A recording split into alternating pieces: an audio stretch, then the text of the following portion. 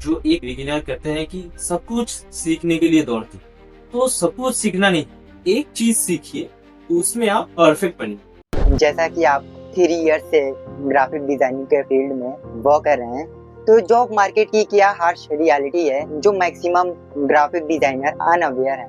Harsh reality अगर आपको सच ही बताऊं, कुछ ऐसा नहीं है कि 2-3 मिलियन होने के बाद ऐसा फटा कि सारे वीडियोस में बहुत सारे व्यूज आने लगे।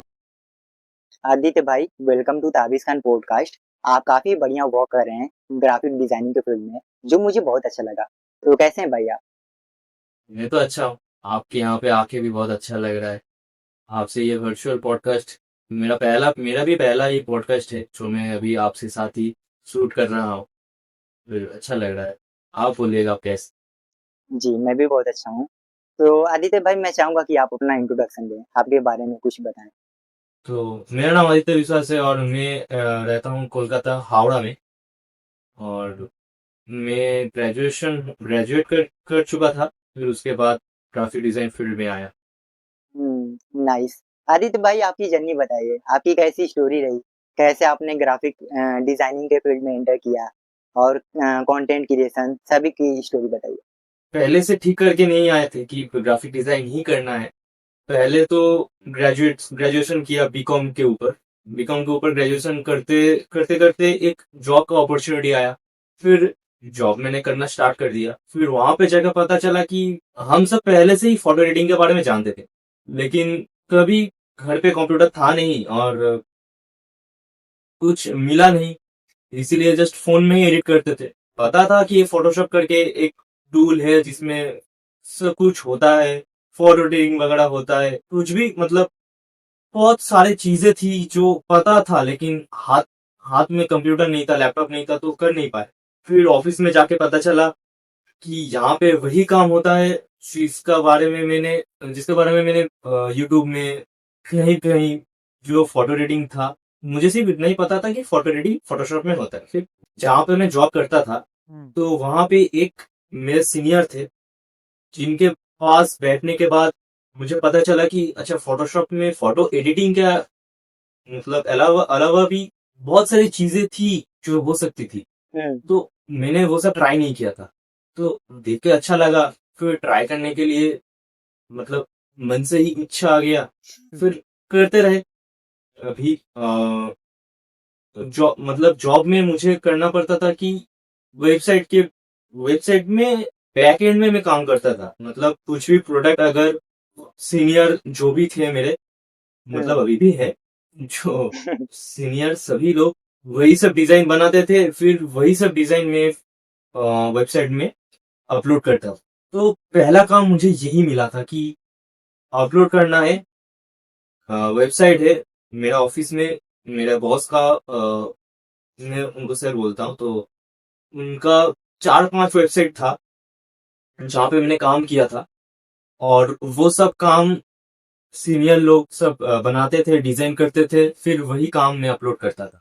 तो पहला काम मुझे यही मिला था। फिर एक दिन मतलब ऐसा हुआ कि काम ज्यादा होने लगा। फिर ज्यादा होने से कम बढ़ने लगा। फिर उनको चाहिए था कि अ, कोई और भी आए जो इस फील्ड में काम कर सके। तो मुझे लगा कि ये अपॉर्चुनिटी मैं क्यों नहीं ट्राई करूं। तो उनसे मैंने पूछा कि कैसे क्या होता है, आप मुझे बता दीजिए, मैं ट्राई करके देखता हूँ, अगर मुझसे होता तो करता हूँ। फिर आपका भी फायदा मेरा भी फायदा। तो इस हिसाब से मैंने फिर स्टार्ट किया। जो मेरे जो सीनियर थे, अभी भी है जो सीनियर है मेरे, वो मुझे इतना मतलब अभी तक मैं जितना सीख चुका हूँ सब उनकी बदौलत।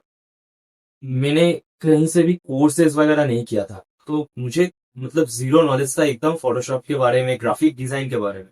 हम्म। मतलब ग्राफिक डिजाइन के बारे में तो अभी भी मैं सीख रहा हूँ, आपको बताऊं तो अभी भी मतलब मैं खुद को अभी भी बिगिनर ही मानता हूँ। चाहे मैंने जितना भी काम किया है, लेकिन अभी भी बहुत सारी चीजें हैं ग्राफिक डिजाइन के बारे में जो मैं नहीं जानता। मैं ट्राई करता हूँ, ट्राई करते जाता हूँ। कुछ कुछ भी अगर नई चीज मुझे अच्छा लगता है, तो फिर उसको आके तो घर पे ट्राई करना ही करना है। बस वही है, वही दिमाग में है कि आज कुछ और नया सीखना है।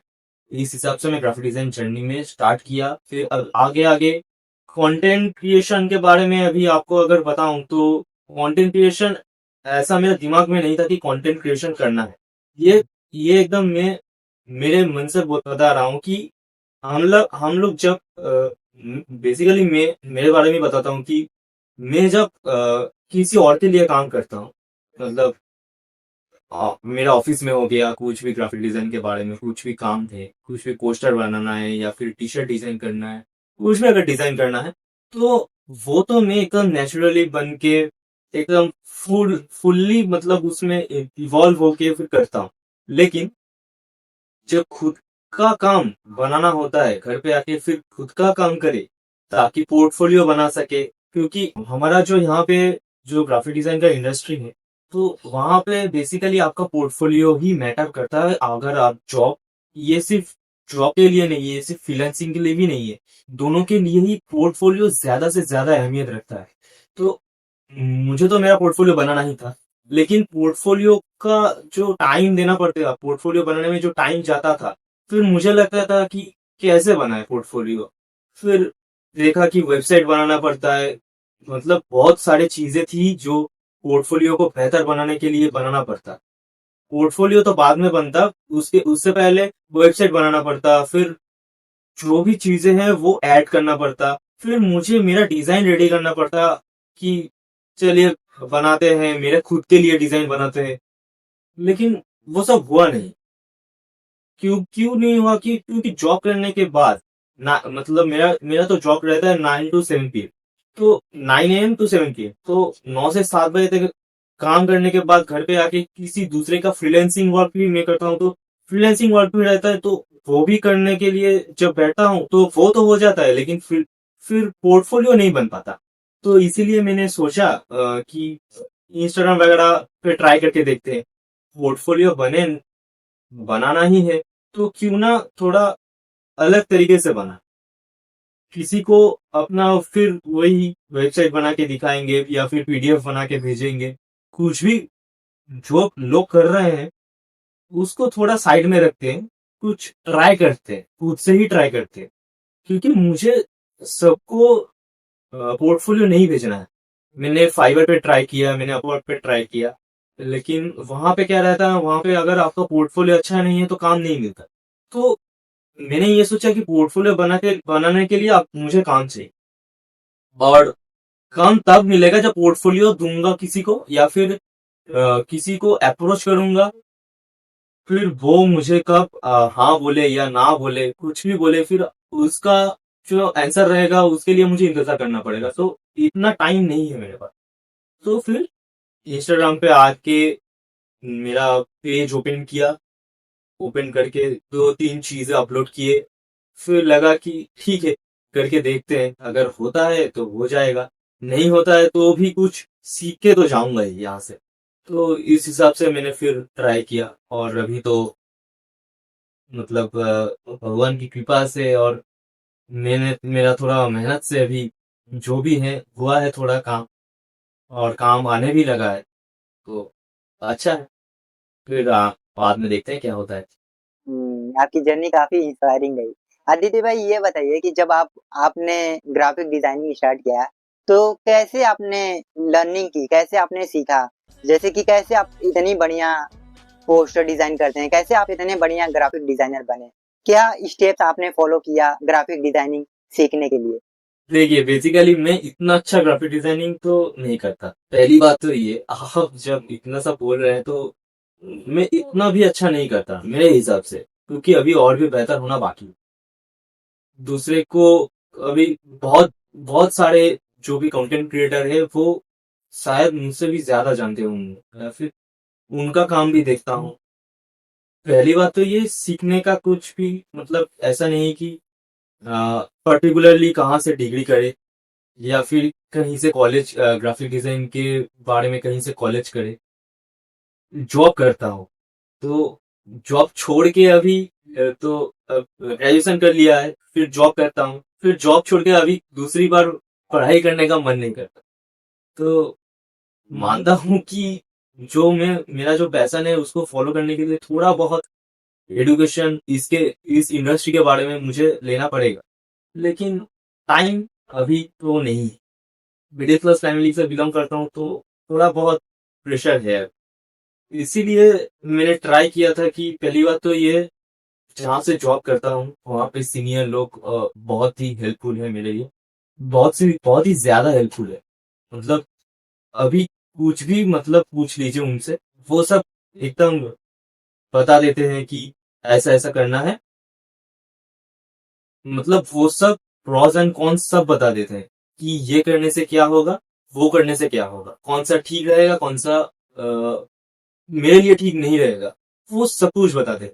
तो मुझे मिल गया ऐसा सीनियर लोग जिनको मैं भैया बोलता हूँ, वो सच में मतलब मेरे लिए भैया जैसे ही है। तो उनसे एक तो लर्निंग हो जाता था, तो उनसे ही मिला। फिर उनसे पूछा कि आप कहाँ से सीखे हो, तो उन्होंने बताया कि उन्होंने पहले तो यूट्यूब से सीखा कि ऐसा ऐसा करके ग्राफिक डिजाइन है, इंडस्ट्री है जहाँ पे लोग काम करते हैं।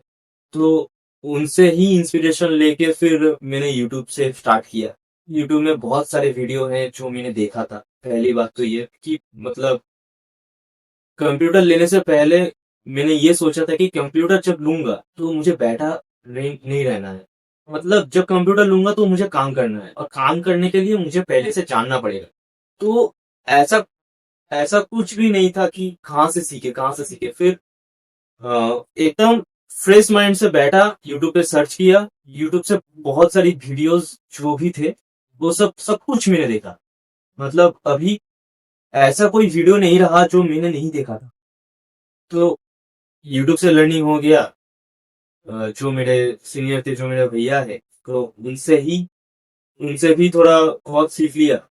फिर जॉब करते करते डिफरेंट डिफरेंट चीजें मतलब ट्राई करते करते वहां से भी लर्निंग हो गया। तो बेसिकली मैंने एडुकेशन तो लिया, लेकिन प्रैक्टिकल एडुकेशन ली।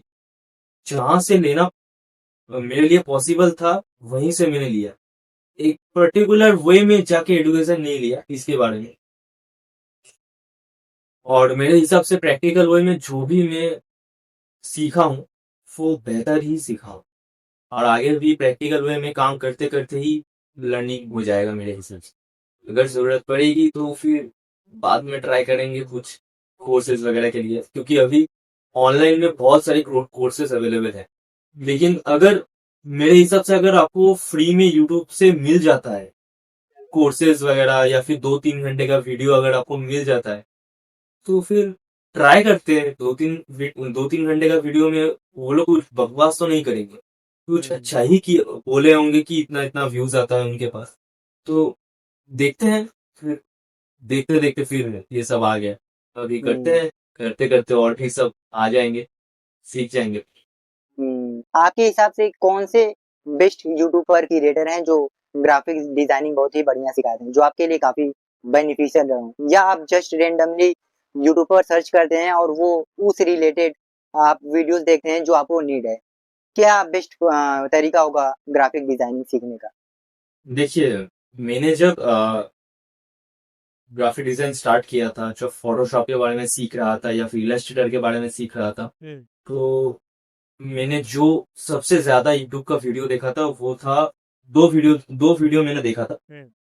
एक था तौसीफ खालिद, एक यूट्यूब क्रिएटर है, यूट्यूबर है, जो जिनसे मैंने फोटोशॉप का जो पूरा ट्यूटोरियल था वो मैंने उनसे सीखना मुझे थोड़ा मतलब आसान लगा।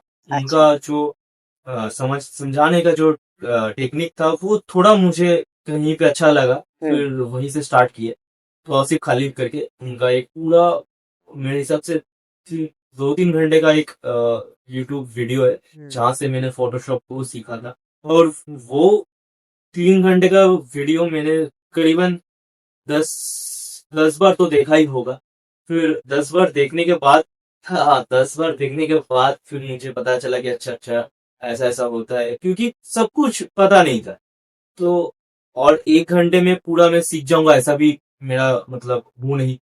तो फिर लगा कि ये पार्ट दोबारा से देखना पड़ेगा, यहाँ पे क्या किया था उन्होंने। फिर ट्राई किया ऑफिस में जाके, तो करते मैंने सीखा। तो तौसीफ खालिफ है जहाँ से मैंने फोटोशॉप के बारे में सब कुछ सीखा था। और और सभी लोग जानते हैं कि इलस्ट्रेटर के लिए मेरे हिसाब से तो अ, एक ही इंसान मेरे हिसाब से अभी तक बेहतर है, वो है हमारे मेंटोर, जीएफएक्स जीएफएक्स मेंटोर, में। जहाँ से इलस्ट्रेटर के लिए मतलब वही है जो एकदम सब कुछ आई टू पाई आपको बता देते हैं, पर्टिकुलर वे में बताते हैं वो, जो भी आपको सीखना चाहिए। तो उस हिसाब से भी और मेरे हिसाब से भी GFX mentor is the best for Illustrator. बस यही दो यूट्यूब चैनल है जिनको मैंने फॉलो किया था। और अगर आप लोगो डिजाइन के बारे में भी पूछना चाहते हैं तो देखिए, ब्रांडिंग, लोगो डिजाइन, ये दोनों अभी तक मैं पूरा तो कर नहीं पाया हूँ, क्योंकि इसका जो चैप्टर्स है जो मुझे सीखना पड़ेगा वो थोड़ा लेंदी है। इसको क्रैक करने के लिए थोड़ा एडुकेशन बहुत ही ज्यादा मतलब चाहिए, मतलब जरूरी है। क्योंकि ब्रांडिंग एक ऐसा चीज है जिसके हिसाब से आपका जो भी है, कंपनी है या फिर आपका खुद का कोई भी बिजनेस है, वो रिफ्लेक्ट करेगा आपका ब्रांडिंग के हिसाब से, आपके लोगों के हिसाब से। तो लोगो डिजाइन थोड़ा टफ है, लेकिन वो मुझे करना है। लेकिन कब कर पाऊंगा ये मैं बता नहीं सकता, क्योंकि लोगो डिजाइन एक ऐसा चीज है जो करने में मजा तो बहुत आएगा।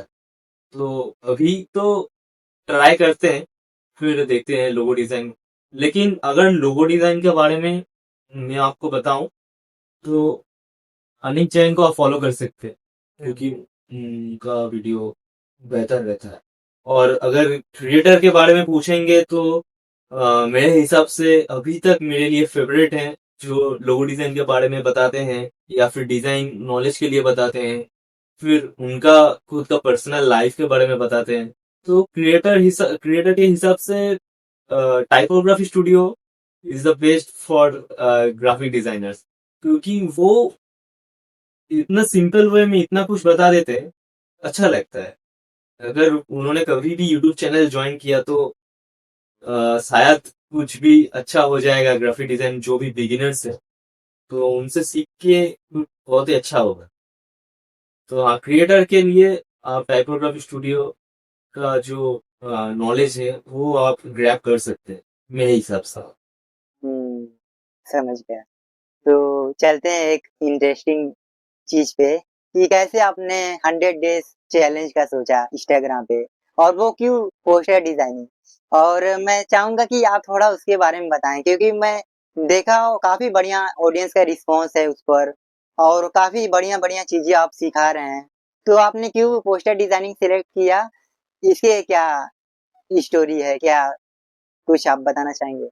जैसा मैंने बताया कि कुछ रिस्पॉन्स आए थे 2-3 पोस्ट करने के बाद, फिर अच्छा लगा कि यार कुछ तो हो रहा है, करते हैं, ट्राई करके देखते हैं क्या ही हो जाएगा। थोड़ा मेहनत लगेगा। फिर जब इंस्टाग्राम मैंने स्टार्ट किया था तो बहुत सारी चीजें थी जो मुझे ट्राई करना था। एक तो ये कि पहली बात तो ये था कि जब किसी को देखा कि एक कंप्यूटर पे एक स्क्रीन रिकॉर्डिंग चल रहा है, और वही लोग सब देखते हैं, शेयर होता है, लाइक आते हैं, व्यूज आते हैं। फिर उनको थोड़ा ट्राई किया, देखा कि अच्छा आप ऐसा ऐसा करते हैं। पोस्टर डिजाइन ही क्यों चुना, ये बात तो मैं आपको बता नहीं सकता, क्योंकि मुझे खुद नहीं पता। जस्ट देखा कि हाँ, इसमें इस पोस्टर डिजाइन के जो सीरीज चल रहा है अभी कहीं पे भी, जब जब मैंने स्टार्ट किया था तो 2 सीरीज बहुत ज्यादा चल रहा था। एक अ, एक था जो सोशल मीडिया पोस्ट का था, दूसरा था जो पोस्टर डिजाइन का था। पोस्टर डिजाइन और social media post, 100 days challenge या 30 डेज चैलेंज, 15 डेज चैलेंज, ऐसा बहुत सारा क्रिएटर था जो कर रहा था। तो उनसे मैंने फिर सोचा कि अगर ये सब कर ही रहे हैं तो फिर मैं भी ट्राई करके देखता हूँ कि ऐसे ज्यादा से ज्यादा क्या ही हो जाएगा, फिर मेरा अकाउंट तो उन लोग बंद नहीं कर देंगे कि आप पोस्टर डिजाइन करें, हम्म या फिर मेरा थोड़ा मेहनत जा जाए चला जाएगा, बस यही। तो हम्म वैसे भी पोर्टफोलियो बन नहीं रहा मुझसे, अगर यहाँ पे ट्राई किए तो कुछ ना कुछ तो बन ही जाए। हम्म फिर लोगों को देखा कि कैसे क्या करते हैं, फिर पोस्टर डिजाइन के बारे में थोड़ा सर्च वगैरह किए, पता चला कि पोस्टर डिजाइन ऐसा ऐसा होता है। पोस्टर डिजाइन में भी वेरिएशन रहता है कि बहुत सारे वेरिएशन थे। ब्रूटलिज्म पोस्ट का जो मुझे अच्छा लगता था ब्रूटलिज्म करना, लेकिन वो सब चीजें मुझे आता नहीं। तो पहले किया, मतलब एकदम सिंपल वे में स्टार्ट किया कि फूड पोस्टर करके। तो जब आप अगर मेरा जो पेज है वहां पे जाके अगर आप देखेंगे, जो पहला पोस्टर मैंने बनाया था जो निखिल पवार है, हम्म तो उनका यूट्यूब चैनल देखने के बाद मैंने बनाया था। नाइस तो मेरा जो तीसरा दिन था, तीसरा दिन या फिर हाँ तीसरा दिन ही था जिसमें मुझे सबसे ज्यादा व्यूज आए। पहली बात तो ये कि सबसे ज्यादा व्यूज उसमें आए, तो तीसरा दिन में आए कि हम्म 2000 व्यूज आए। तो ग्रेट कैसा हुआ कि मैं हमेशा 1:30 बजे, रात को 1:30 बजे मेरा शेड्यूल रहता है और वो अपने आप पोस्ट हो जाता है। तो मैंने शेड्यूल करके रख दिया था, और जो उसके बाद के दिन जो पोस्ट करने वाला था वो सब बनाने के लिए बैठ चुका था। तो रात में जाके जो शेड्यूल किया, फिर वो अपलोड हुआ। फिर मैं काम कर रहा हूँ, इतने में देखा कि लाइक वगैरह आ रहे हैं, कंप्यूटर पे नोटिफिकेशन आ रहा है कि लाइक आ रहा है, व्यूज आ रहा है, लोग कमेंट कर रहे हैं। अच्छा लगा। फिर देखा कि जो 5 मिनट में ही मेरा तो फॉलोअर वगैरह कुछ भी नहीं था। हम्म कुछ शायद 15 या 16 फॉलोअर थे। मैंने जस्ट चेक किया कि अपलोड हो चुका है, और मैंने स्टोरी में लगा दिया को वाला। वो स्टोरी में लगाने के बाद देखा कि व्यूज आ रहे हैं, मतलब लोग लाइक कर रहे हैं, कमेंट कर रहे हैं। तो ठीक है। फिर जब मैंने दोबारा से चेक किया तो वहां में देखा कि ऑलरेडी 500 व्यूज हो चुके थे। तो मेरे जब मैंने स्टार्ट किया, मुझे लगा कि ऐसा कुछ रिस्पॉन्स आएगा नहीं कि 5 मिनट में ही 500 आ जाए, फिर 10,000, 20,000। मेरा कुछ ऐसा था नहीं, जस्ट किया था कि 200 व्यूज भी आ जाएंगे तो मेरे लिए बहुत है, क्योंकि मैं नया स्टार्ट कर रहा हूँ और मुझे कुछ पता भी नहीं है कंटेंट क्रिएशन क्या होता है, या फिर ग्राफिक डिजाइन भी मुझे थोड़ा बहुत ही पता है। तो फिर जब आने लगे, फिर बोला कि आ रहे हैं व्यूज वगैरह, तो फिर ट्राई करते रहते हैं। फिर ट्राई किए, फिर दूसरे में उससे उससे कम आए, फिर तीसरे में उससे भी कम आए। तो 7वां दिन जाते जाते कम होता गया। तो मैं तो थोड़ा डिमोटिवेट हो ही गया था। फिर लोगों को देखा कि जब उन्होंने स्टार्ट किया था, एक क्रिएटर है जिनको मैं बहुत ही ज्यादा फॉलो करता था उस टाइम पे। एक क्रिएटर है जिनका अगर आप यूजर नेम इंस्टाग्राम पे सर्च करेंगे तो उनका है जस्ट वीएफएक्स। तो उनका मैंने कंटेंट क्रिएशन बहुत ही ज्यादा कंज्यूम किया था तब के टाइम में। अभी तो उनका 100 डेज का पोस्टर जो भी चैलेंज था वो तो जो खत्म हो गया है। तो अभी भी वो पोस्टर रीडिजाइन करते हैं शायद, वो मूवी पोस्टर। तो इनका डिजाइन मैंने बहुत ही ज्यादा कंज्यूम किया था। फिर उनका जब अकाउंट मैंने खोला कि देखते हैं कि इनका 7वां दिन में इनका कितना व्यूज था, तो फिर देखा कि कुछ ज्यादा व्यूज नहीं आए थे। तो मुझे लगा कि अगर इनका व्यूज इतना कम आ रहा था तो इन्होंने तो ट्राई किया। इनका जो वीडियो था जो हाईएस्ट व्यूज में गया, वो वो तो गया 50 दिन होने के बाद। 50 डेज उन्होंने ट्राई किया, 50 डेज के बाद उनका जो वीडियो था वो आगे गया, कुछ व्यूज आने लगे। तो करते करते करते करते उनका देखते देखते फिर दूसरे लोगों का भी मैंने कंज्यूम किया था। कुछ वीडियोस वगैरह थे जिसको मैंने देखा था। फिर सर्च करने लगा कि आप मेरा खुद का वीडियो ऊपर कैसे लाया जाए, क्या हैशटैग यूज किया जाए, क्या एसईओ कीवर्ड यूज किया जाए, क्या ट्रेंडिंग सॉन्ग यूज किया जाए। तो वो सब ट्राई करते रहे, आइडिया आने लगा, कुछ कुछ डिजाइन भी बेहतर होने लगे। तो आहिस्ता आहिस्ते होने लगा। फिर मुझे एक वीडियो आया जो मैंने इलस्ट्रेटर पे बनाया था। तो जो मेरा 43 डेज में, जब मेरा काउंट गया 43 डेज, तब मेरे एक वीडियो पे कुछ एक दिन 2 दिन में कुछ 10,000 व्यूज आ गए। तो फिर मोटिवेशन मिल गया कि 10,000 आ गए हैं, अभी टारगेट रखते हैं 20,000 का, फिर ट्राई करें। जब 43 में 10,000 आया, तो वही देखते देखते देखते देखते मेरा पूरा एक हफ्ता निकल गया, और मैंने सिर्फ उस वीडियो को फोकस करते हुए मैंने सिर्फ और 2 से 3 वीडियो जो पोस्ट किया, क्योंकि मुझे अच्छा लग रहा था कि ये अगर 40,000 चला जाए, और वो सच में हुआ, वो 40,000 तक गया।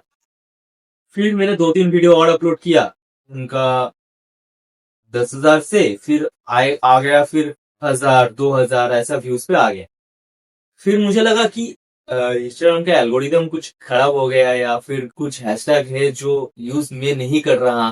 फिर सर्च किए, फिर दूसरों का वीडियो देखा, फिर पता चला कि अच्छा, वो सब तो ये वाला हैशटैग यूज करते हैं, वो सब तो अच्छा ये ऐसा ट्रेंडिंग सॉन्ग यूज करते हैं, एसईओ कीवर्ड यूज करते हैं।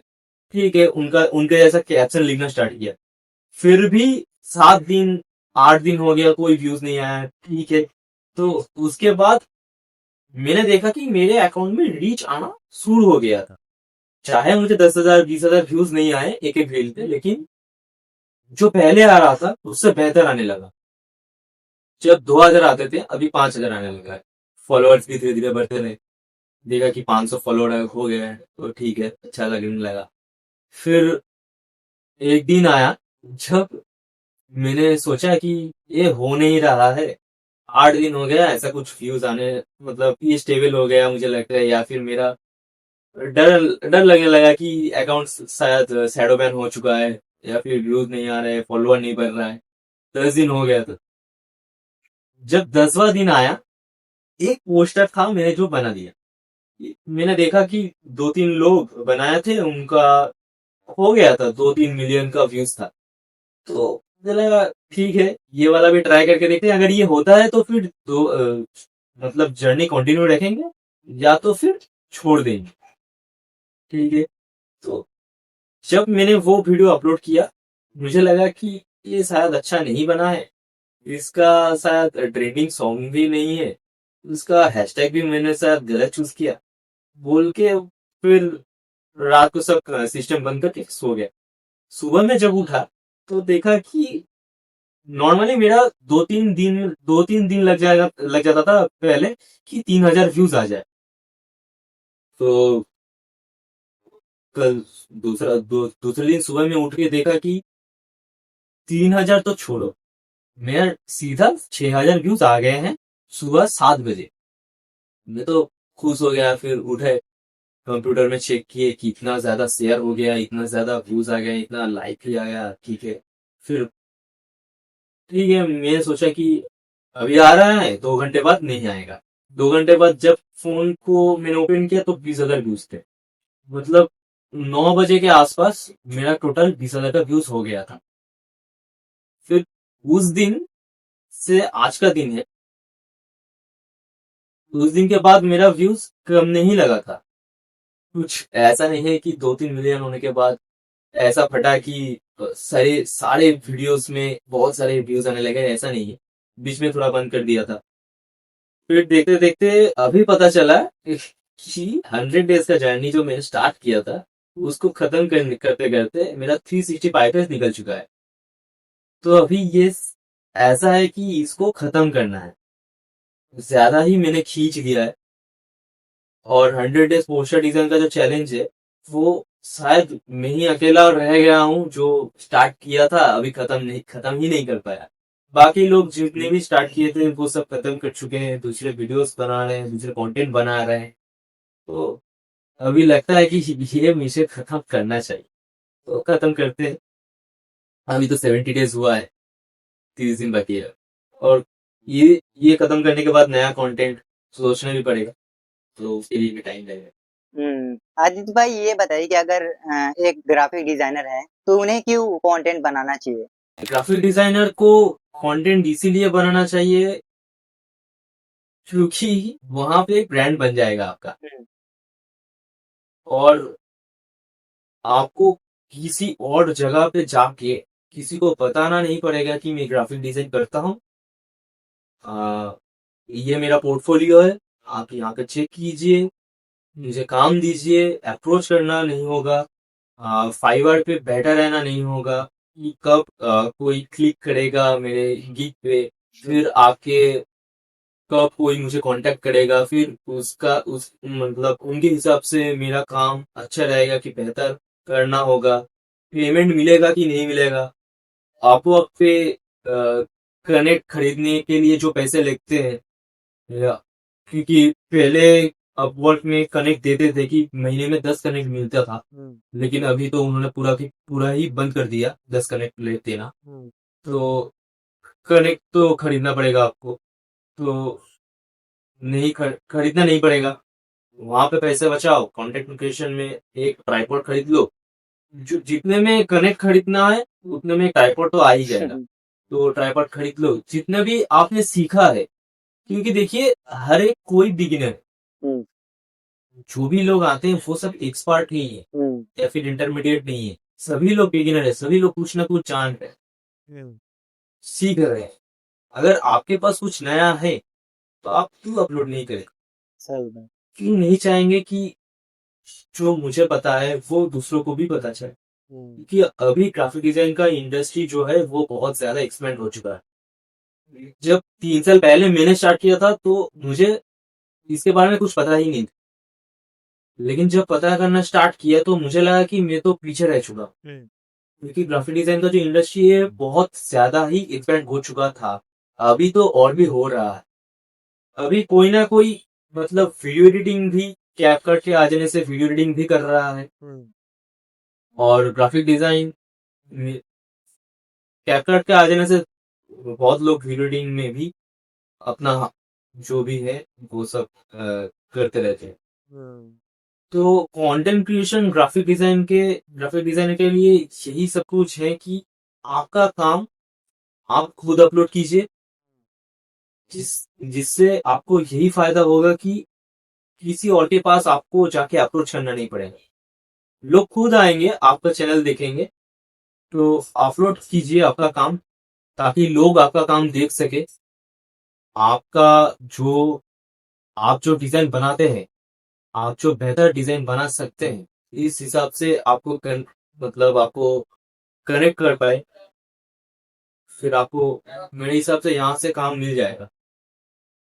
और अगर किसी ने पूछा कि आपका पोर्टफोलियो देखना चाहते होंगे कि आपका पोर्टफोलियो कैसा है, या तो आप अपना ये जो पेज में जो आप जो कंटेंट पोस्ट करते हैं, आप उसी का लिंक दे दीजिएगा, उसमें से क्या होगा, आपका पोर्टफोलियो तो बन ही गया, लोग देख के फिर अच्छा लगेगा तो फिर आपको डायरेक्ट कांटेक्ट कर लिया जाएगा, और अगर आपका अकाउंट में ज्यादा से ज्यादा रीच आने लगे तो ब्रांड कोलैबोरेशन भी आने लगेगा। अंडरस्टूड। आदित्य भाई आप इतना बढ़िया कर रहे हैं कंटेंट क्रिएशन के फील्ड में, इतना अच्छा कर रहे हैं, तो कैसे कोई कंटेंट क्रिएशन के फील्ड में सक्सेस पा सकते हैं? उनके लिए आपकी क्या टिप्स होगी? ये सक्सेस का बात तो मैं भी आपको कैसे बताऊं, देखिए सक्सेस ऐसा नहीं है कि 2 मिलियन व्यूज आएंगे तो मैं सक्सेस हो जाऊंगा, 100 के हो जाएंगे फिर हो जाएगा तो मैं सक्सेस हो जाऊंगा, सक्सेस ऐसा नहीं है। सक्सेस क्या है कि सक्सेस तो यही है कि आप अगर पहले दिन में जो डिजाइन बनाते थे, जो 100वां दिन आएगा उसमें भी क्या आप जो पहले वाला दिन का जो वीडियो या पोस्ट किए थे या फिर कंटेंट पोस्ट किए थे, वैसा ही अगर 100वां दिन में भी ऐसा कंटेंट आएगा तो वो नहीं होगा, मतलब वो अच्छा नहीं है। सक्सेस वही है जो पहले दिन बनाया था और 100वां दिन जो बनाएंगे, उसमें से उसमें जो फर्क रहेगा, जो बेहतर होने का जो प्रोसेस रहेगा, वही आपके लिए सक्सेस। तो कंटेंट क्रिएशन में सक्सेस तभी आएगा जब आप सोचेंगे कि मैं कल से बेहतर कर रहा हूं आज। तो यही है कंटेंट क्रिएशन में सक्सेस। तो मेरे हिसाब से तो यही है कि जो कल बनाया था और जो आज बना रहा हूं, जो कल से बेहतर है, दूसरे दिन जब बनाऊंगा तो उससे बेहतर ही रहेगा, उससे बेहतर ही बनाऊंगा। तो मेरे हिसाब से यही सक्सेस है। बिल्कुल सही बात। कंटेंट क्रिएशन में सक्सेस ऐसे ही होता है मेरे हिसाब से। अभी आप भी स्टार्ट कर रहे हैं, जो भी है यूट्यूब में पॉडकास्ट, अभी आपने भी स्टार्ट किया है, हम्म आप भी बताएंगे हम्म कैसा क्या होता है। फिर मेरा तो यूट्यूब चैनल अभी तक नहीं है, आपसे ही पूछूंगा बाद में कैसे यूट्यूब चैनल चलाया जाता है। जी, ज़रूर मैं बताऊँगा।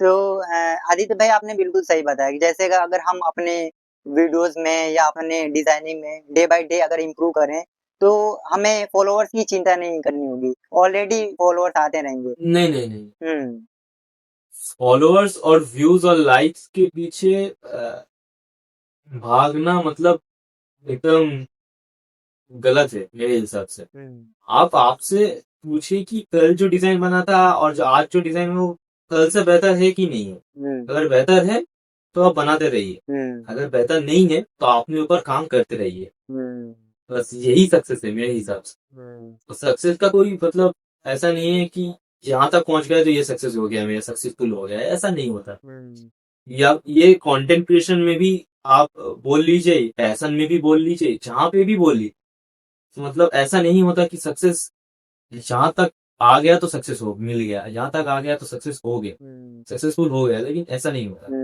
हमें अपने आप को अपडेटेड रखना चाहिए, नई-नई चीज़ें सीखना चाहिए। एकदम सही बात। किसी भी चीज में बस ट्राई करते रहिए। आदित्य भाई ये बताइए कि क्या टूल, ब्रश और सॉफ्टवेयर एक पोस्टर डिज़ाइनर को यूज़ करना चाहिए? और आप क्या यूज़ करते हैं? क्योंकि ये सबसे ज़्यादा क्वेश्चन मैंने आपके कमेंट सेक्शन में देखा था।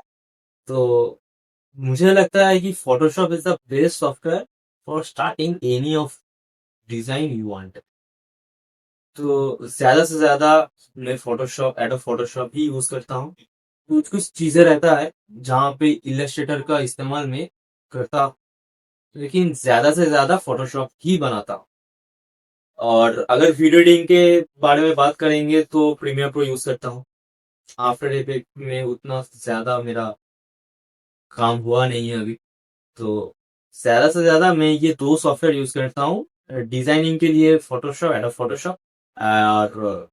और जो वीडियो एडिटिंग के लिए है वो है एडोब प्रीमियर प्रो। यही दो सॉफ्टवेयर है जो मैं यूज करता हूँ। और टूल, और ब्रश। पोस्टर वगैरह सब फोटोशॉप में ही बनाता हूँ। हुँ, टूल डिपेंड करता है कि क्या पोस्टर बना रहा हूँ, उस हिसाब से मैं टूल्स वगैरह यूज करता हूँ। अगर देखिए अभी एआई का जमाना है, ठीक है, तो ऐसा नहीं है कि हर एक काम जो है वो फोटोशॉप में टूल के हिसाब से ही हो। कभी कभार ऐसा भी होता है कि किसी का काम कर रहा हूँ, उनको चाहिए कि जल्दी हो जाए। अभी अगर जल्दी होने लगा, काम होने लगा, और मुझे एक एक काम, अगर एक एक काम फोटोशॉप के टूल के हिसाब से करना होगा, तो एक एक घंटे का काम थोड़ा बहुत टाइम लग जाएगा कि वो 1.5 घंटा लग जाए। तो उसमें से मैं थोड़ा एआई का इस्तेमाल कर लेता हूँ। 2-3 वेबसाइट है जो मैं यूज करता हूँ, उसमें से जो बैकग्राउंड रिमूव के लिए जो वेबसाइट है जो मैं यूज करता हूँ, बेसिकली अगर काम को मतलब जल्दी करना हो तो भी मैं यूज करता हूँ, क्योंकि उसमें जो बैकग्राउंड रिमूव का ऑप्शन है वो बहुत ही एक्यूरेट आता है। तो बैकग्राउंड अच्छी तरह से हो जाता है, रिमूव हो जाता है। पिक्सल कट करके एक वेबसाइट है जिसको मैं यूज करता हूँ।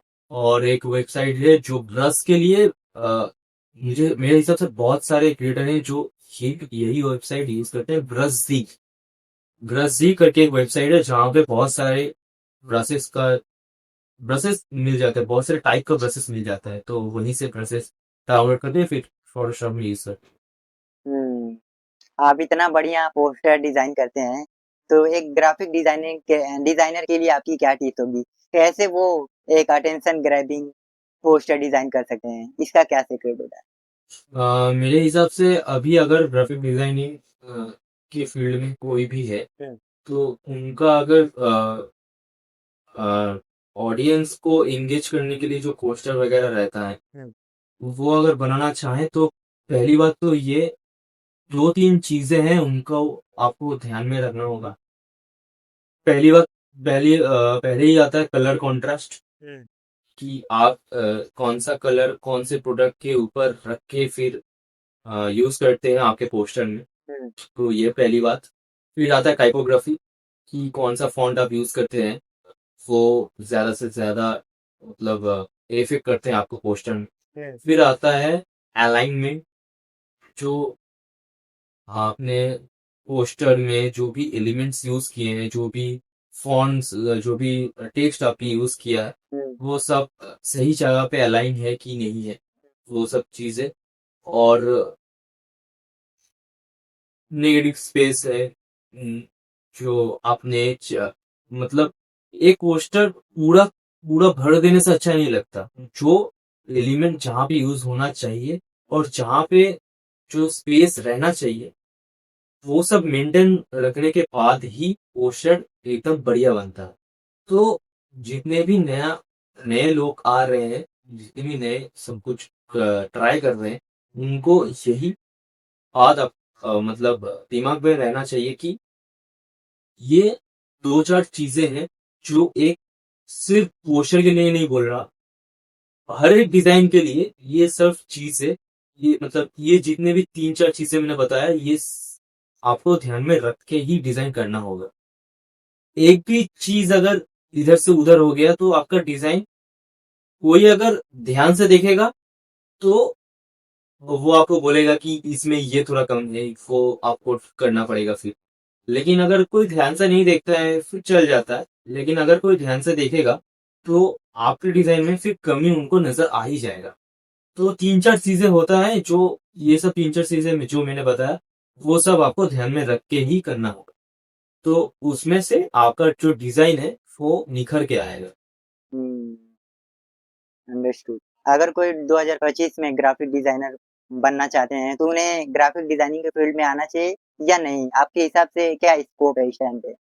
मैं खुद ग्राफिक डिजाइनर की फील्ड में आके अभी तक तो काम कर रहा हूँ। तो अगर कोई आना चाहता है तो आ सकता है, लेकिन मेरे हिसाब से अगर कोई डिजाइनिंग के लिए आना चाहता है, एडिटिंग के लिए आना चाहता है, तो मेरे हिसाब से अभी 2025 में सबसे ज्यादा डिमांडिंग तो यही रहता है कि आप या तो फिर 3D डिजाइन करना सीख लीजिए, या तो फिर वीडियो एडिटिंग में चले जाइए, मोशन ग्राफिक्स में ट्राई कीजिए।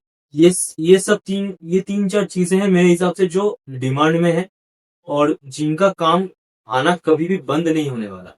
तो सिर्फ और सिर्फ ग्राफिक डिजाइनिंग मत कीजिए, ये सब भी ट्राई कीजिए।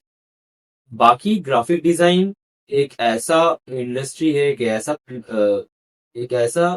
फील्ड है जहाँ पे एक अच्छा वीडियो एडिटर भी एक अच्छा ग्राफिक डिजाइनर होना चाहिए। अगर उनके पास डिजाइनिंग का नॉलेज नहीं रहेगा तो वीडियो जो एडिट करेंगे वो बेहतर नहीं बन पाएगा। अच्छा वो बना लेंगे क्योंकि टूल्स वगैरह आएंगे, उनको टूल्स वगैरह मतलब यूज करना आएंगे, ट्रांजिशन वगैरह लगाना आ जाएंगे। लेकिन अगर डिजाइनिंग का नॉलेज नहीं रहेगा, अगर आप फोटोशॉप के बारे में या फिर इलस्ट्रेटर के बारे में, क्योंकि ये दो सॉफ्टवेयर भी वीडियो एडिटिंग में यूज होता है, तो ग्राफिक डिजाइनिंग तो आपको जानना ही जानना होगा। मेरे हिसाब से एक अच्छा ग्राफिक डिजाइनर वीडियो एडिटर बन सकता है, अच्छा वीडियो एडिटर बन सकता है, लेकिन एक अच्छा वीडियो एडिटर कभी अच्छा ग्राफिक डिजाइनर नहीं बन सकता। तो डिजाइनिंग का नॉलेज होना सबसे पहला जरूरत है। और अभी तो ग्राफिक डिजाइनिंग फील्ड मेरे हिसाब से बहुत ज्यादा एक्सपेंड हो रहा है। ऐसा नहीं है कि एआई आपके जॉब खा जाएगा या फिर एआई आके आपका काम नहीं हो पाएगा। एआई को अगर आप मतलब एक अच्छे वे में यूज करते हैं तो आपका काम जो 2 घंटा लगता था वो अभी आधे घंटे में हो जाएगा। तो हाँ, जरूर आना चाहिए। जैसा कि आपने बताया कि डिजाइनिंग बहुत ही ज़्यादा इम्पोर्टेंट होती है। कैसे हमें अपनी डिजाइनिंग स्किल इम्प्रूव करनी चाहिए? जो ट्राई करता हूँ, अगर आप वो ट्राई करेंगे तो आपको मेहनत करना होगा बस। नया नया चीज सीखते रहिए, जो भी दिखे कि आज ये वाला कुछ नया दिख गया है मुझे, तो ऐसा नहीं है कि ठीक है कल बनाते हैं। आज के आज आइए, बैठिए, बनाइए, फिर आपको पता चलेगा कि हाँ कुछ नया आज बन पाया, कुछ नया आज मैं बना पाया। उस हिसाब से आप सीख जाएं। ऐसा नहीं है कि कोई आके फिर सिखाएगा या फिर कोई कोर्स ही करना पड़ेगा। आपके पास अभी तो सबसे ज्यादा मतलब स्कोप है।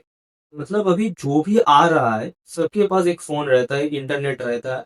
यूट्यूब में चाहिए, जो भी आपके दिमाग में है सर्च कीजिए, फिर उसका जो भी ट्यूटोरियल आएगा वो सब देखिए, उसको ट्राई कीजिए। बस आपको ट्राई करते रहना होगा, मेहनत करते रहना होगा। मेहनत अगर नहीं करेंगे, ट्राई अगर नहीं करेंगे तो कुछ नया बन नहीं पाएगा। आप क्रिएटिव सोच ही नहीं पाएंगे, देखना पड़ेगा आपको। क्या आदित्य भाई निश सेलेक्ट करना चाहिए एक ग्राफिक डिजाइनर को, या सभी चीजों पे वर्क करना चाहिए उनको, जैसे poster designing, logo designing, video editing? अगर आप सब कुछ ट्राई नहीं किए रहेंगे तो आपके लिए एक पर्टिकुलर नीश सिलेक्ट करना थोड़ा डिफिकल्ट हो जाता है। आपको देखिए, ग्राफिक डिजाइनिंग है एक ऐसा फील्ड है, यहाँ पे कोई भी काम प्रेशर के ऊपर रह के नहीं किया जाता। ऐसा नहीं है कि मुझे आज मुझे लगा कि वीडियो एडिटिंग अच्छा लगता है, कल मुझे लगेगा कि 3D में चले जाए, फिर दूसरे दिन लगेगा कि मोशन में चले जाए। ये गलत भी नहीं है। ये अगर आप करते हैं और आपको पता चलता है कि हाँ मुझे मोशन ग्राफिक में ज्यादा अच्छा लगता है काम करना, या फिर 3D प्रोडक्ट बनाना मुझे और भी अच्छा लगता है, तो आप एक पर्टिकुलर नीश तभी पकड़ सकते हैं जब आपको आपने सारे चीजें ट्राई किए रहेंगे। तो आपको पहले ट्राई करना होगा कि मुझे सोशल मीडिया पोस्ट बनाना, पोस्टर बनाना, थंबनेल बनाना, लोगो डिजाइन, ब्रांडिंग करना, ये सब अच्छा लगता है। मतलब इनमें से जो भी चीज आपको करने में अच्छा लगे, कि इसमें देखिए हर एक चीज में स्कोप है। ऐसा नहीं है कि पोस्टर में नहीं है, थंबनेल में नहीं है। एक निश आपको तभी पकड़ना है जब आप ट्राई कर चुके हैं कि इसमें ऐसा टाइम लगेगा, उसमें ऐसा टाइम लगेगा, इसमें कम टाइम लगेगा, इसमें कम टाइम लगेगा तो भी मैं कर मतलब अच्छा होगा कि नहीं होगा इसमें मुझे थोड़ा डाउट है, लेकिन जो मैं टाइम देकर बनाऊंगा वो एकदम परफेक्ट बनेगा। तो फिर आपको करना होगा सब कुछ ट्राई। उसके बाद अगर आप निश पकड़ना चाहे कि मुझे सिर्फ थंबनेल ही डिजाइन करना है, मुझे सिर्फ पोस्टर ही डिजाइन करना है, फिर उसके बाद आप पकड़ सकते हैं। लेकिन उसके पहले आपको ट्राई करना होगा, आपको देखना पड़ेगा कि डिमांड में क्या है। अगर आप कंटेंट क्रिएशन में आना चाहते हैं तो आपको डिमांड में देखना पड़ेगा, डिमांड में कैसा है, क्या क्या है डिमांड। लेकिन अगर आप सिर्फ और सिर्फ डिजाइनिंग सीखना चाहते हैं तो फिर नीश एक मत चूज कीजिए। पहले सब कुछ ट्राई कीजिए, फिर उसके बाद ही जो भी आपको अच्छा लगे उस नीज पे काम करना स्टार्ट कीजिए। हम्म, सही बात। अगर हमें एक्सपीरियंस होगा सभी वर्क का तो हम जान पाएंगे क्या बेटर है हमारे लिए। बिना एक्सपीरियंस के हम कैसे रिकॉग्नाइज कर पाएंगे कि ये मेरे लिए बेस्ट है या वो मेरे लिए बेस्ट है। आदित्य भाई, क्या एआई टूल्स आप यूज करते हैं जो आपके लिए काफी बेनिफिशियल रहे हों डिजाइनिंग के फील्ड में, और एक ग्राफिक डिजाइनर को आप क्या एआई टूल्स रिकमेंड करना चाहेंगे? बेसिकली जो ये वाला क्वेश्चन बहुत ही अच्छा पूछा आपने। देखिए, अभी एआई के बारे में कुछ भी बोलने से पहले एक ही बात बता देता हूँ कि ऐसा नहीं है, मैंने बहुत जगह पे पढ़ा है कि मतलब बहुत जगह पे मैंने ये क्वेश्चन देखा है, यूट्यूब में भी ये कुछ लोग कंटेंट के हिसाब से यूज करते हैं कि एआई मेरा ग्राफिक डिजाइनर का जॉब खा जाएगा। ये ऐसा नहीं। पहली बात तो ये है कि एआई को अगर आप सही से इस्तेमाल करना सीख गए तो फिर आपका जो 1 घंटे का काम है वो थोड़ा टाइम नहीं लेगा, मतलब थोड़ा जल्दी हो जाएगा मेरे हिसाब से। क्योंकि जब भी कोई किसी भी चीज का मतलब देखिए, हर एक चीज जो है वो बनाया नहीं जा सकता। कुछ अट्रैक्टिव चीजें हैं जो मुझे लगता है कि कहीं से डाउनलोड करने के लिए या फिर कहीं से मतलब जनरेट करने से बेहतर जो रहता है, विजुअल जो रहता है वो बेहतर हो जाता है। तो कहीं तो किसी चीज का जो जरूरत होता है, जो एक डिजाइनिंग के फील्ड में बहुत ही ज्यादा डिमांडिंग रहता है, तो वो सब ढूंढने में ज्यादा टाइम जाता है। तो मुझे लगता है कि मैं जो यूज करता हूँ चैट जीपीटी, तो पहले तो ये वाला पूरा पेड ही था, लेकिन अभी फिलहाल मुझे दिख रहा है कि ये सब उन्होंने फ्री में कर दिया है। जो इमेज वगैरह जनरेटेड होते थे पहले पेड वर्जन में होते थे, अभी थोड़ा टाइम लेते हैं लेकिन जनरेट हो जाता है इमेज। तो चैट जीपीटी में यूज करता हूँ, जो मेरे लिए बहुत ही हेल्पफुल रहता है। और वैसे तो सभी को पता है कि मिड जर्नी बहुत अच्छा इमेज जनरेट करके देता है। अभी तो मतलब मुझे लगता है कि अभी आ गया है कि मिड जर्नी में भी वीडियो वगैरह जनरेटेड होते हैं। और एआई टूल अभी आपको बताया कि जब पेड वर्जन था चैट जीपीटी का, जब वहां पे इमेज जनरेट करने के लिए जो पेमेंट करना पड़ता था, पहले जो पेड वर्जन का लेना पड़ता था, वो सब्सक्रिप्शन लेना पड़ता था, तो वो तो मैंने नहीं लिया था। तो तब मेरे एक दोस्त ने मुझे रिकमेंड किया था, एक एआई टूल था जहाँ पे इमेज एकदम फ्री में जनरेट होता था। अभी शायद उन लोगों ने पेड कर दिया है, लेकिन तभी मैं यूज करता था पीपलू में करके एक वेबसाइट है, एआई टूल है। तो जो जहाँ पे मैंने बहुत सारे इमेजेस थे जो जनरेट किए थे। जैसे कि बहुत सारी चीजें थी जहाँ पे अभी जो मेरा इंस्टाग्राम पेज पे अगर आप देखेंगे कि बहुत सारे कार्ड पोस्टर मैंने बनाया था दो तीन। तो वहां वहां पे मुझे पूछा गया था कि ये इमेज मतलब हाई रेजोल्यूशन वाला इमेज आप कहाँ से जनरेट करते थे। तो उन लोगों को मैंने बताया कि हाँ, पिक्लूमेन करके एक एआई वेबसाइट है, जहाँ पे एआई टूल है, जहाँ पे मैं ये इमेजेस जनरेट करता हूँ। तो मेरे लिए मैंने बहुत सारा एआई टूल इस्तेमाल नहीं किया था। कुछ specifically chat GPT, mid journey और ये पिग्लूमिन एआई ही यूज किया है। तो अभी भी बहुत सारे एआई है मार्केट में जो यूज करना बाकी है, और वो सब भी मतलब बहुत ही ज्यादा बेनिफिशियल। तो मुझे लगता है हाँ, एआई तो हम लोगों का जॉब खाएगा नहीं। अगर इस्तेमाल करना सीख गए तो फिर ये ग्राफिक डिजाइन का फील्ड और भी ज्यादा एक्सपेंड करने लगे। करेक्ट, ये एआई हमारा टाइम बचाता है और काफ़ी हमें हेल्प करता है। जो काम हम 2 घंटा में करते हैं वो डिक्रीज़ कर देता है काम, सही बात। आदित्य भाई ये बताइए कि एक ग्राफिक डिज़ाइन का बेसिक्स क्या होता है? जो एक ग्राफिक डिज़ाइनर को सीखना चाहिए और इसे कैसे मास्टर हमें करना चाहिए? क्योंकि आपको लगता है कि बेसिक बहुत इम्पोर्टेंट होता है और कई लोग इसी में लैग करते हैं। तो आपके हिसाब से कैसे हमें बेसिक मास्टर करना चाहिए? ट्राई करना मत छूट, क्योंकि अगर आप ट्राई नहीं करेंगे तो कुछ होगा नहीं। ये बात मैं पहले भी शायद बोल चुका हूँ, लेकिन हाँ, ऐसा है कि मास्टर होने के किसी भी चीज में मास्टर होने के लिए आपको ट्राई करना जरूरी है। तो बेसिक में अगर आपको डिजाइनिंग सीखना है, तो आपको मैं रिकमेंड करूंगा, आप पहले तो जहाँ मैं जहाँ से सीखा हूँ डिजाइनिंग के बारे में, तो वो मैंने सब कुछ ही यूट्यूब से सीखा है। और कुछ मतलब मेरे सीनियर थे जो जहाँ जहाँ से मैंने उनका नॉलेज भी गैदर किया था, ग्रैब किया था। तो हाँ, उनसे मैंने सीखा था, तो बेसिक वहां से भी क्लियर हुआ था। और अगर मैं खुद खुद के बारे में बोलूँ कि मैंने अपना बेसिक जो डिजाइनिंग का रिलेटेड जो कंटेंट रहा है, या फिर कुछ भी मतलब जो एक बिगिनर के लिए चाहिए, वो सब मैंने यूट्यूब से ही सीखा है।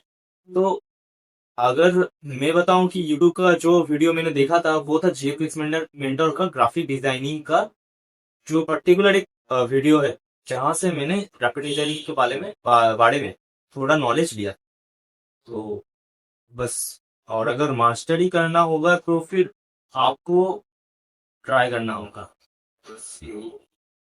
और एक पर्टिकुलर वे में ट्राई कीजिएगा।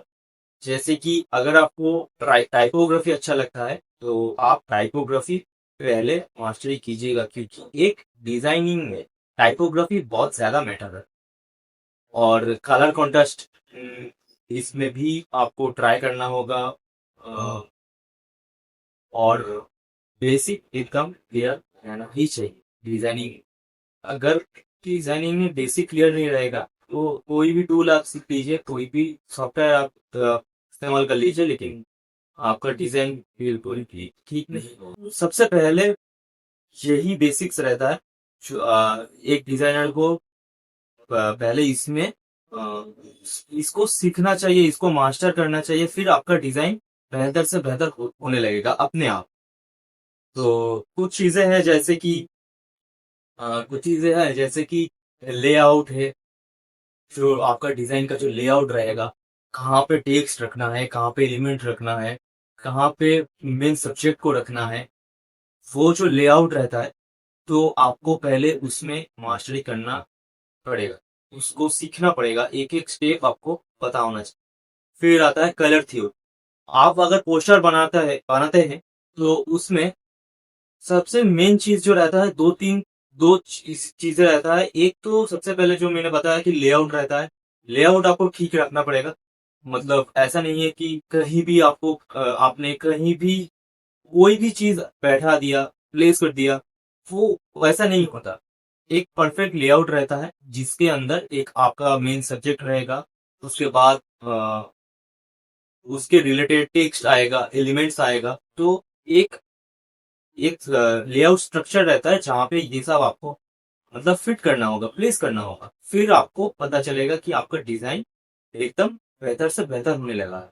अगर आप ये सब स्टेप फॉलो नहीं करेंगे तो आपका डिजाइन बेसिक भी क्लियर नहीं होगा, और डिजाइनिंग का नॉलेज भी जहां से आपने स्टार्ट किया था वहीं पे रह जाएगा। तो कुछ चीजें रहता है जैसे लेआउट रहता है, कलर थ्योरी रहता है, टाइपोग्राफी रहता है, और जो बैलेंस एंड कॉन्ट्रास्ट रहता है, कहाँ पे ज्यादा कॉन्ट्रास्टिंग एलिमेंट्स यूज करना होगा या फिर कलर यूज करना होगा।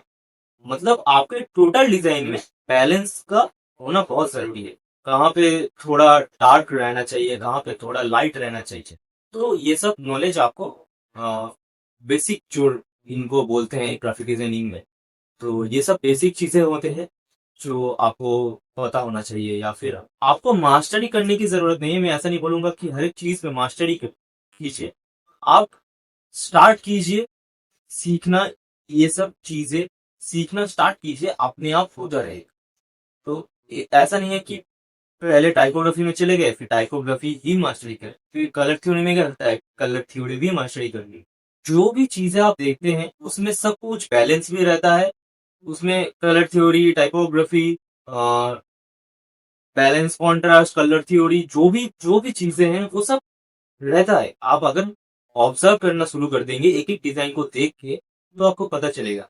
और ट्राई, जो भी डिजाइन आप देखेंगे उसको अगर ट्राई करते रहेंगे तो भी आपको पता चल जाएगा कि अच्छा ये एलिमेंट यहाँ पे क्यों यूज हुआ है, ये टेक्स्ट जहाँ पे ऐसे करके क्यों रखा हुआ है। तो ये सब आपको ट्राई करते करते पता चल गया। हुँ। अगर आप किसी प्रोजेक्ट पर वर्क करते हैं, तो किन इम्पोर्टेंट चीज़ों का आप ध्यान देते हैं? अगर कोई भी आप डिज़ाइन बनाते हैं, तो उनमें क्या इम्पोर्टेंट चीज़ों पर आप ध्यान देते हैं? सबसे पहले मैं ध्यान देता हूँ इसमें कि जो ऑपोजिट पर्सन है उनका जो मतलब देखने का जो नजरिया होता है उनका, वो कैसे है।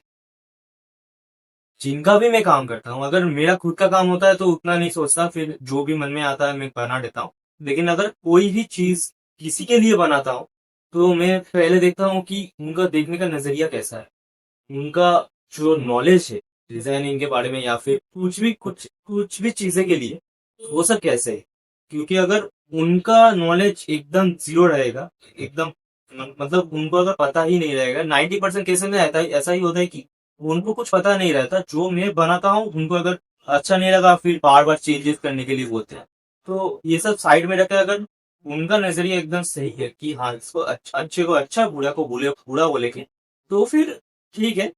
और ये हो गया आपका पर्सन के बारे में जिसका आप काम करना चाहते हैं, जो जिसका मैं काम करना चाहता हूँ। और दो तीन चीजें और हैं जैसे कि उनका जो, मैं पोस्टर के बारे में ही आपको बताता हूँ कि उनका अगर कोई प्रोडक्ट के लिए पोस्टर बनेगा तो वो प्रोडक्ट, पहली बात तो ये कि जो प्रोडक्ट रहता है उसका कलर कॉम्बिनेशन क्या है। ये सब बेसिक चीजें ही है जो मैं बेसिक से सीखा हूँ और करता हूँ कि अगर उनका एक प्रोडक्ट है तो उनका प्रोडक्ट का जो कलर कॉम्बिनेशन है, मान के चलिए एक शैम्पू का बोतल होगा तो फिर शैम्पू का बोतल में दो तीन कलर अगर उन लोगों ने यूज किया होगा कि जो टॉप रहता है, जहाँ टॉप रहता है उसमें क्या कलर यूज किया होगा, जो पूरा बॉटल रहता है उसमें क्या कलर यूज किया होगा, और उसके अंदर जो लेवल लगा हुआ है तो उस लेवल का कलर क्या हो। अगर कोई भी कलर अगर थोड़ा इधर से उधर हो गया तो डिजाइन, मतलब मेरे हिसाब से कि थोड़ा बहुत इधर से उधर हो जाएगा, तो अगर उनको पता चल जाता है तो ठीक है कि वो लोग बोल देंगे कि अच्छा नहीं है, लेकिन आपको खुद को ही पता चल जाएगा कि हाँ यहाँ पे गलत हुआ है, यहाँ पे कलर सही नहीं आ रहा। तो कलर कॉम्बिनेशन मस्ट भी मैं जो रिकमेंड करूंगा और मैं खुद भी करता हूँ, कलर कॉम्बिनेशन एकदम सही होना चाहिए, जिसमें मैं ज्यादा फोकस करता हूँ। फिर आता है टाइपोग्राफी, क्योंकि प्रोडक्ट का जो प्रोडक्ट का पोस्टर में क्या होता है कि प्रोडक्ट के बारे में कुछ लिखना होता है, दिखने में आसान लगे लेकिन किस जगह पे कैसे करके एक टाइपोग्राफी, एक प्रोडक्ट का जो डिटेल्स रहता है वो कहाँ पे प्लेस करना होगा, वो सब देखना पड़ता है, क्योंकि कहीं भी कुछ भी नहीं लिख दे सकते। वो लिखा हुआ आपको विजिबल होना चाहिए कि इस प्रोडक्ट में ये वाला डिटेल है, तो उनको लगना चाहिए कि हाँ मेरे प्रोडक्ट का जो डिटेल है वो विजिबल हो रहा। तो टाइपोग्राफी भी मैटर करता है। फिर आता है डिजाइन लेआउट, कि जो प्रोडक्ट है वो तो मेन सब्जेक्ट हो गया, उसके मतलब जो भी साइड में रहेगा या फिर फॉन्ट में रहेगा, कुछ भी एलिमेंट अगर यूज करता हूँ तो एक मतलब पर्टिकुलर वे में पता चलना चाहिए कि ये प्रोडक्ट इस चीज के बारे में है। मान के चलिए कोई भी शैम्पू में अगर कोई भी इंग्रेडिएंट इस्तेमाल हुआ होगा, तो उस इंग्रेडिएंट उस प्रो- उन अ, उन उस शैम्पू के बोतल में अगर वो इंग्रेडिएंट इस्तेमाल हुआ होगा, आपको कैसे पता चलेगा? उनका लेवल से ही पता चलेगा।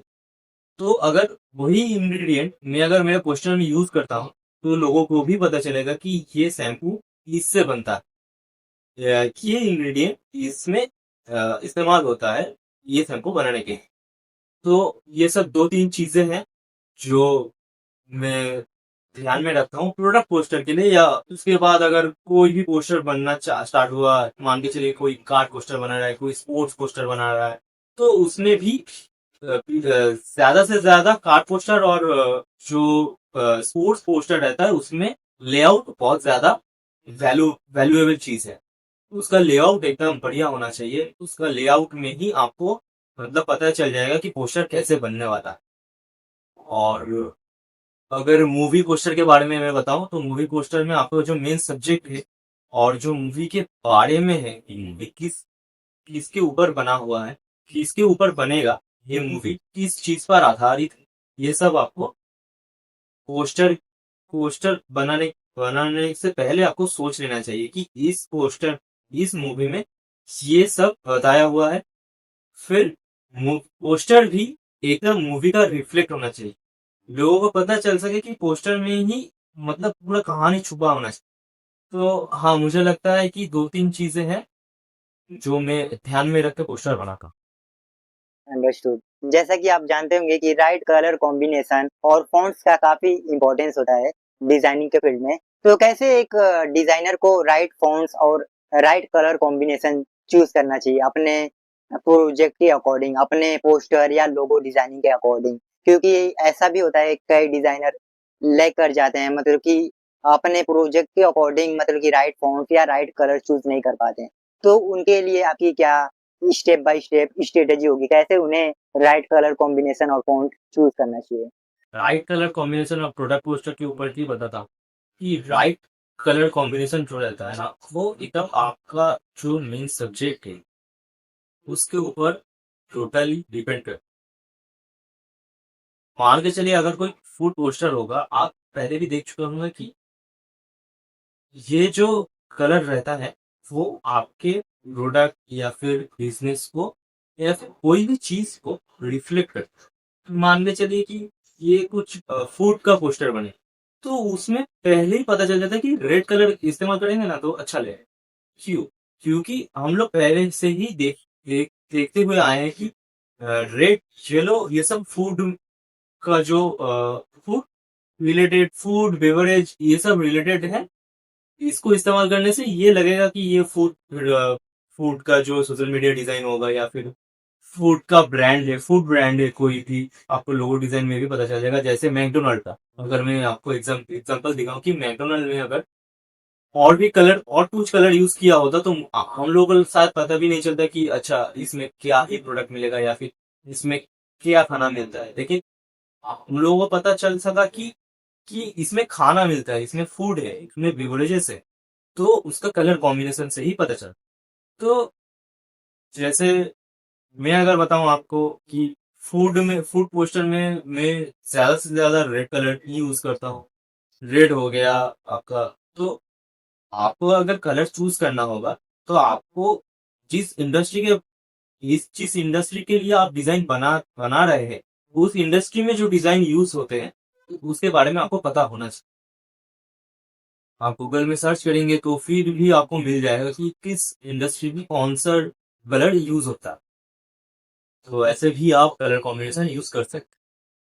और टाइपोग्राफी के बारे में अगर बोले तो टाइपोग्राफी आपको, जैसे इंफोग्राफी में आपको सिंपल टेक्स्ट रखना होता है, एकदम सिंपल टेक्स्ट रखना, जहाँ पे कोई भी कर्सिव फॉन्ट यूज ना नहीं हो तो अच्छा है, क्योंकि उसको विजिबल होना चाहिए। अगर आपका जो डिटेल्स है इंफोग्राफी में, ऐसा ही होता है कि आपको डिटेल्स शो करना होता है। तो अगर आप कर्सिव फॉन्ट यूज करेंगे तो वो पढ़ने के लिए, वो देखने के लिए अच्छा नहीं है। उसको आपको थोड़ा मतलब बोल्ड, इटैलिक वगैरह में नहीं, थोड़ा बोल्ड, थोड़ा सिंपल, ऐसा फॉन्ट आपको यूज करना होता है। मान के चलिए मैं ज्यादा से ज्यादा यूज करता हूँ दो फॉन्ट है जो मैं इंफोग्राफी के लिए या फिर कुछ भी डिटेल्स दिखाने के लिए, दो तीन चीज, दो दो फॉन्ट है जो सबसे ज्यादा मैं यूज करता हूँ। वो है मॉन्टसेराट और एक है पॉपी। ये दो फॉन्ट है जो मैं सबसे ज्यादा इस्तेमाल करता हूँ अपना जो पोस्टर रहता है उसमें। डिटेल्स या फिर छोटा छोटा जो फॉन्ट रहता है जिसमें थोड़ा बहुत ही डिटेल्स लिखा हुआ है, तो ये सब फॉन्ट मैं यूज करता हूँ। और अगर आपको कोई फैशनेबल पोस्टर बनाना है या फिर कुछ भी पोस्टर रिलेटेड, कुछ भी पोस्टर आपको बनाना होगा, वो फिर आपको तो उस इंडस्ट्री के बारे में आपको पता होना चाहिए। जैसे कि आदित्य भाई आपने कुछ टाइम पहले बताया कि हमें पहले कस्टमर की नीड समझनी चाहिए, जो कि मुझे भी बहुत सही लगा कि हाँ, हमें पहले कस्टमर की नीड जाननी चाहिए, क्योंकि कई लोग ये गलती करते हैं कि वो कस्टमर की नीड नहीं समझते हैं, तो वो फेल हो जाते हैं एज़ अ फ्रीलांसर। तो हमें कैसे पता करना चाहिए, जैसे कि मैंने अगर एक पोस्टर डिज़ाइन किया, तो कैसे मुझे पता लगेगा कि हाँ, ये पोस्टर क्लाइंट की टारगेट ऑडियंस को अट्रैक्ट कर रही है या नहीं? क्योंकि अगर वो क्लाइंट के टारगेट ऑडियंस को अट्रैक्ट करेगी, तो ऑलरेडी वो मतलब कि कस्टमर हमारे लिए लॉन्ग टर्म के लिए हमें वर्क दे सकता है। तो कैसे हमें इंश्योर करना चाहिए कि हाँ, ये पोस्टर क्लाइंट के टारगेट ऑडियंस को अट्रैक्ट कर रही है? थोड़े दिन पहले मैंने एक कंटेंट देखा था, बॉलीवुड के एक मूवी के बारे में, अंधा थे। तो उसमें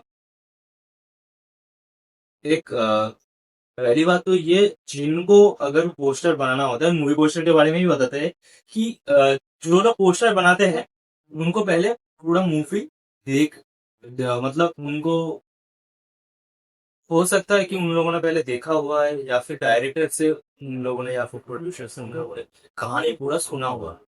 तो उस कहानी से मिलता जुलता आपको पोस्टर बनाना पड़ेगा।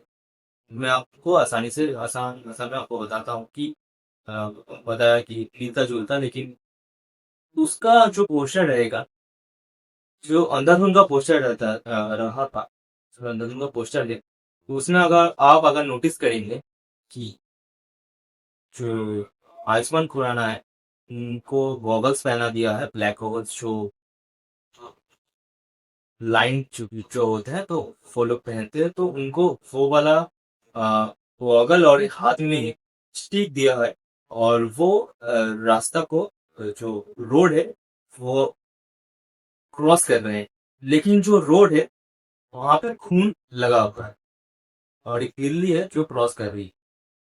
तो यहाँ पे देखने के बाद यही यही लगता है कि मतलब वहां पे ज्यादा कुछ इस्तेमाल नहीं हुआ, लेकिन जो पोस्टर है वो मीनिंगफुल, पता चल जाता है कि एक ब्लाइंड इंसान उनको देखे बिना ही क्रॉस कर रहा है।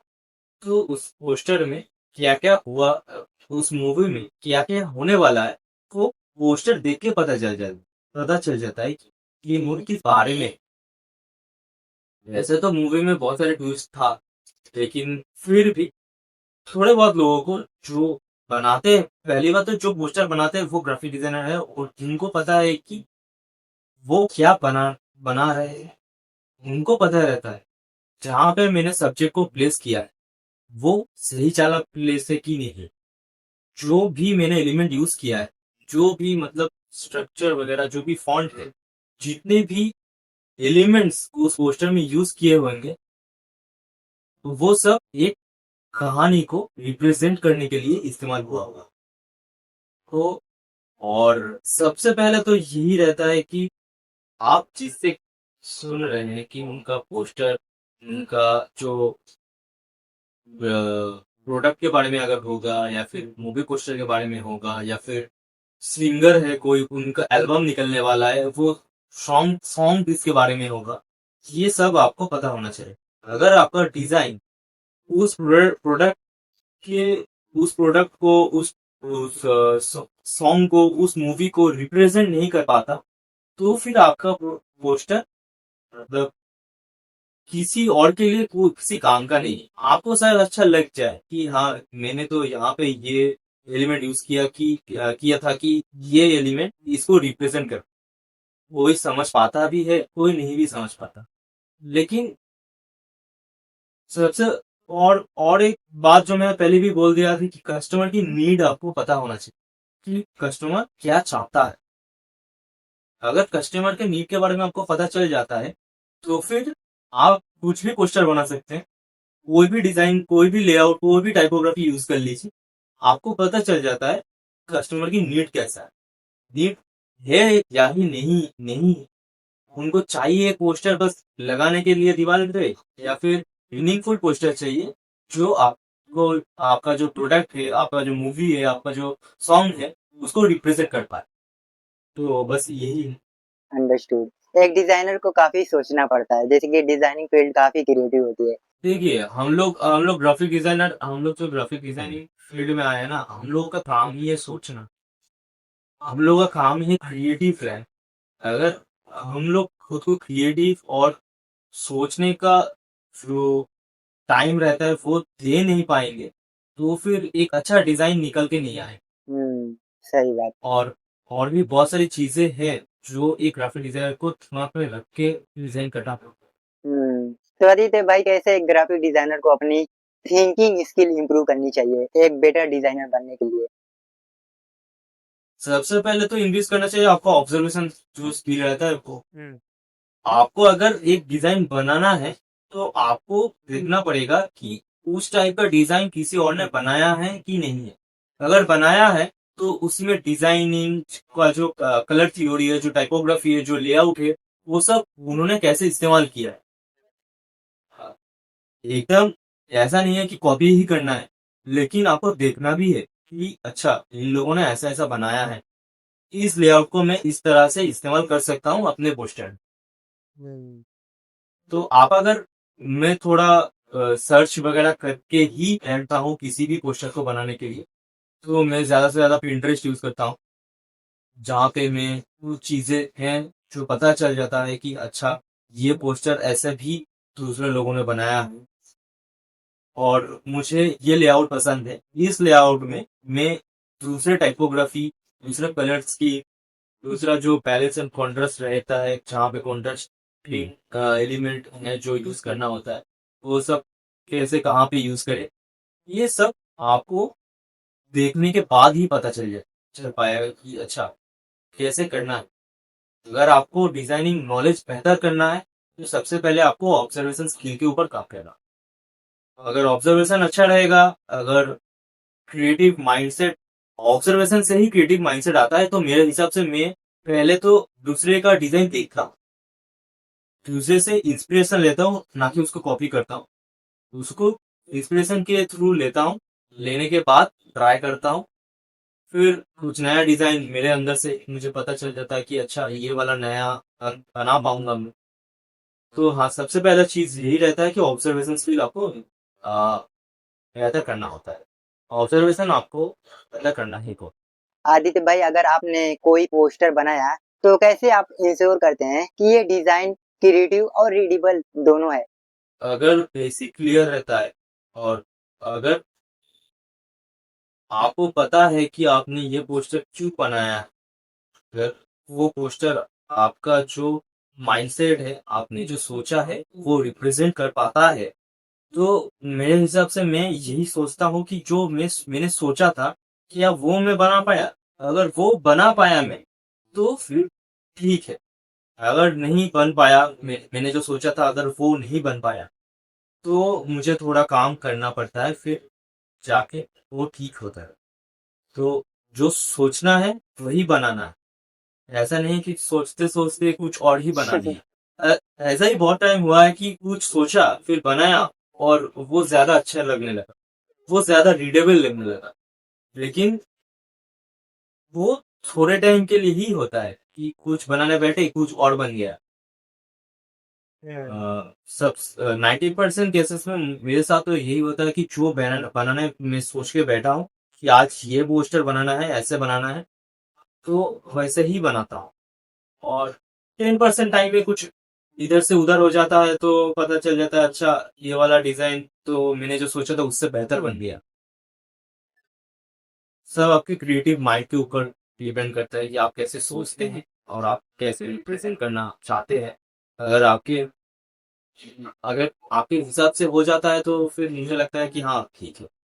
और कुछ भी हो, मैं थोड़ा इनसिक्योर जब फील करता हूँ कि मैंने जो सोचा था वो ठीक हुआ है कि नहीं हुआ है, तो फिर मैं थोड़ा एआई का इस्तेमाल कर लेता हूँ, चैट जीपीटी में जाके फिर उसको पेश करके फिर देख लेता हूँ। अगर कोई भी चेंजेस करना होता है तो चैट जीपीटी में प्रॉम्प्ट डाल के फिर पूछ लेता हूँ कि ये वाला पोस्टर क्या सही है, क्या क्या इसमें चेंजेस करना होता है, क्या क्या इसमें चेंजेस करने से ये और बेहतर लग सके, या फिर ये परफेक्ट है पोस्ट करने के लिए इंस्टाग्राम पे। वो सब मैं थोड़ा देख लेता हूँ। फिर देखने के बाद अगर मुझे लगा कि चैट जीपीटी भी यही बोलना चाहता है कि जो मैं सोच रहा था कि मान के चलिए एक पोस्टर में एक टाइपोग्राफी मुझे पसंद नहीं आया, लेकिन उस पोस्टर के लिए वो टाइपोग्राफी मेरे हिसाब से जहाँ पे मैंने देखा था लोग ऐसा ऐसा ही टाइपोग्राफी इस्तेमाल करते हैं, तो जो पोस्टर मैंने बनाया तो उसमें ये टाइपोग्राफी अच्छा नहीं लग रहा। तो टाइप चैट जीपीटी में जाके जब जब पूछता हूँ कि ये वाला ठीक है कि नहीं है, तो मुझे भी लगता है कि ये शायद ये टाइपोग्राफी अच्छा होना चाहिए, बेहतर होना चाहिए। फिर देखता हूँ कि टाइप जो चैट जीपीटी में जो पॉइंट्स आए हैं जी, जिनके लिए जो पॉइंट्स आए होते हैं कि ये करने के बाद ये पोस्टर और भी अच्छा लगेगा। अगर मेरे जो हिसाब से अगर वो पॉइंट आ जाते हैं, तो उस पॉइंट के ऊपर मैं काम करना तुरंत स्टार्ट कर देता हूँ। इससे फिर वो जो पोस्टर बनता है वो एकदम मेरे हिसाब से एकदम परफेक्ट बनता है, और उसको मैं पोस्ट भी करता हूँ। थोड़ा बहुत एआई का इस्तेमाल इसमें मैं भी करता हूँ।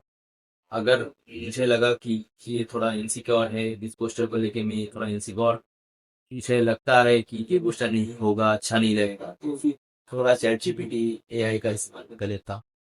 और कैसा रिस्पॉन्स होता है अगर आप एआई यूज करते हैं? तो आपको सेटिस्फाइड करते हैं एआई टूल्स, या आपको लगता है कि एकदम अपोजिट आंसर है एआई का? बहुत ज्यादा ही मतलब अच्छा लगता है जो रिजल्ट आता है।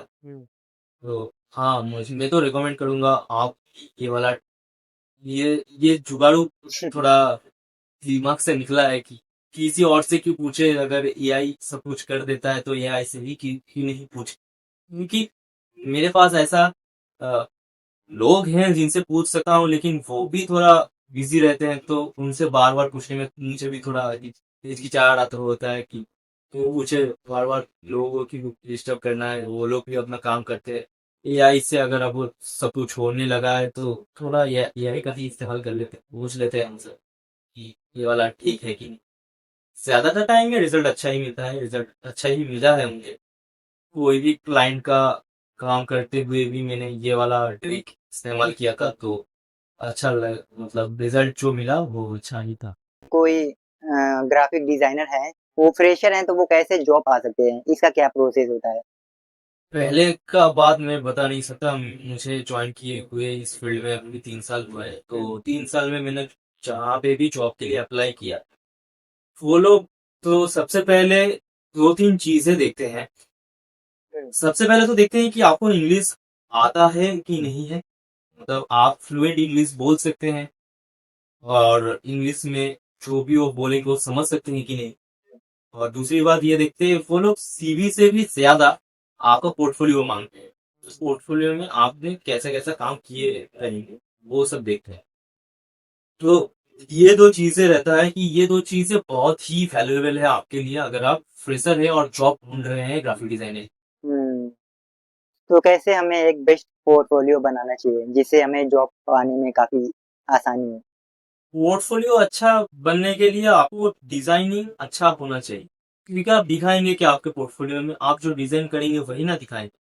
जो फ्रेशर है और जो काम ढूंढ रहे हैं हम्म, जिनको काम मिल नहीं रहा है पोर्टफोलियो में ऐड करने के लिए, तो उनको मैं यही बताना चाहूंगा कि आप पहले तो कॉपी कीजिए। जिसका भी डिजाइन आपको पसंद आने लगा है, आपने आप ही आपके अंदर क्रिएटिव माइंडसेट होने लगेगा कॉपी करते करते। फिर आपको अगर लगा कि हो गया है, ये मत सोचिएगा कि कितना कॉपी कर लिए, अभी कुछ नया ट्राई करते हैं। कॉपी करते रहिए, आपने आप ही कुछ नया हो जाएगा, नया बन जाएगा आपके हिसाब से। कि अगर ये लेआउट में ऐसा है, ये पोस्टर बन चुका है, तो इस लेआउट को दूसरे पोस्टर में कैसे इस्तेमाल किया जाए।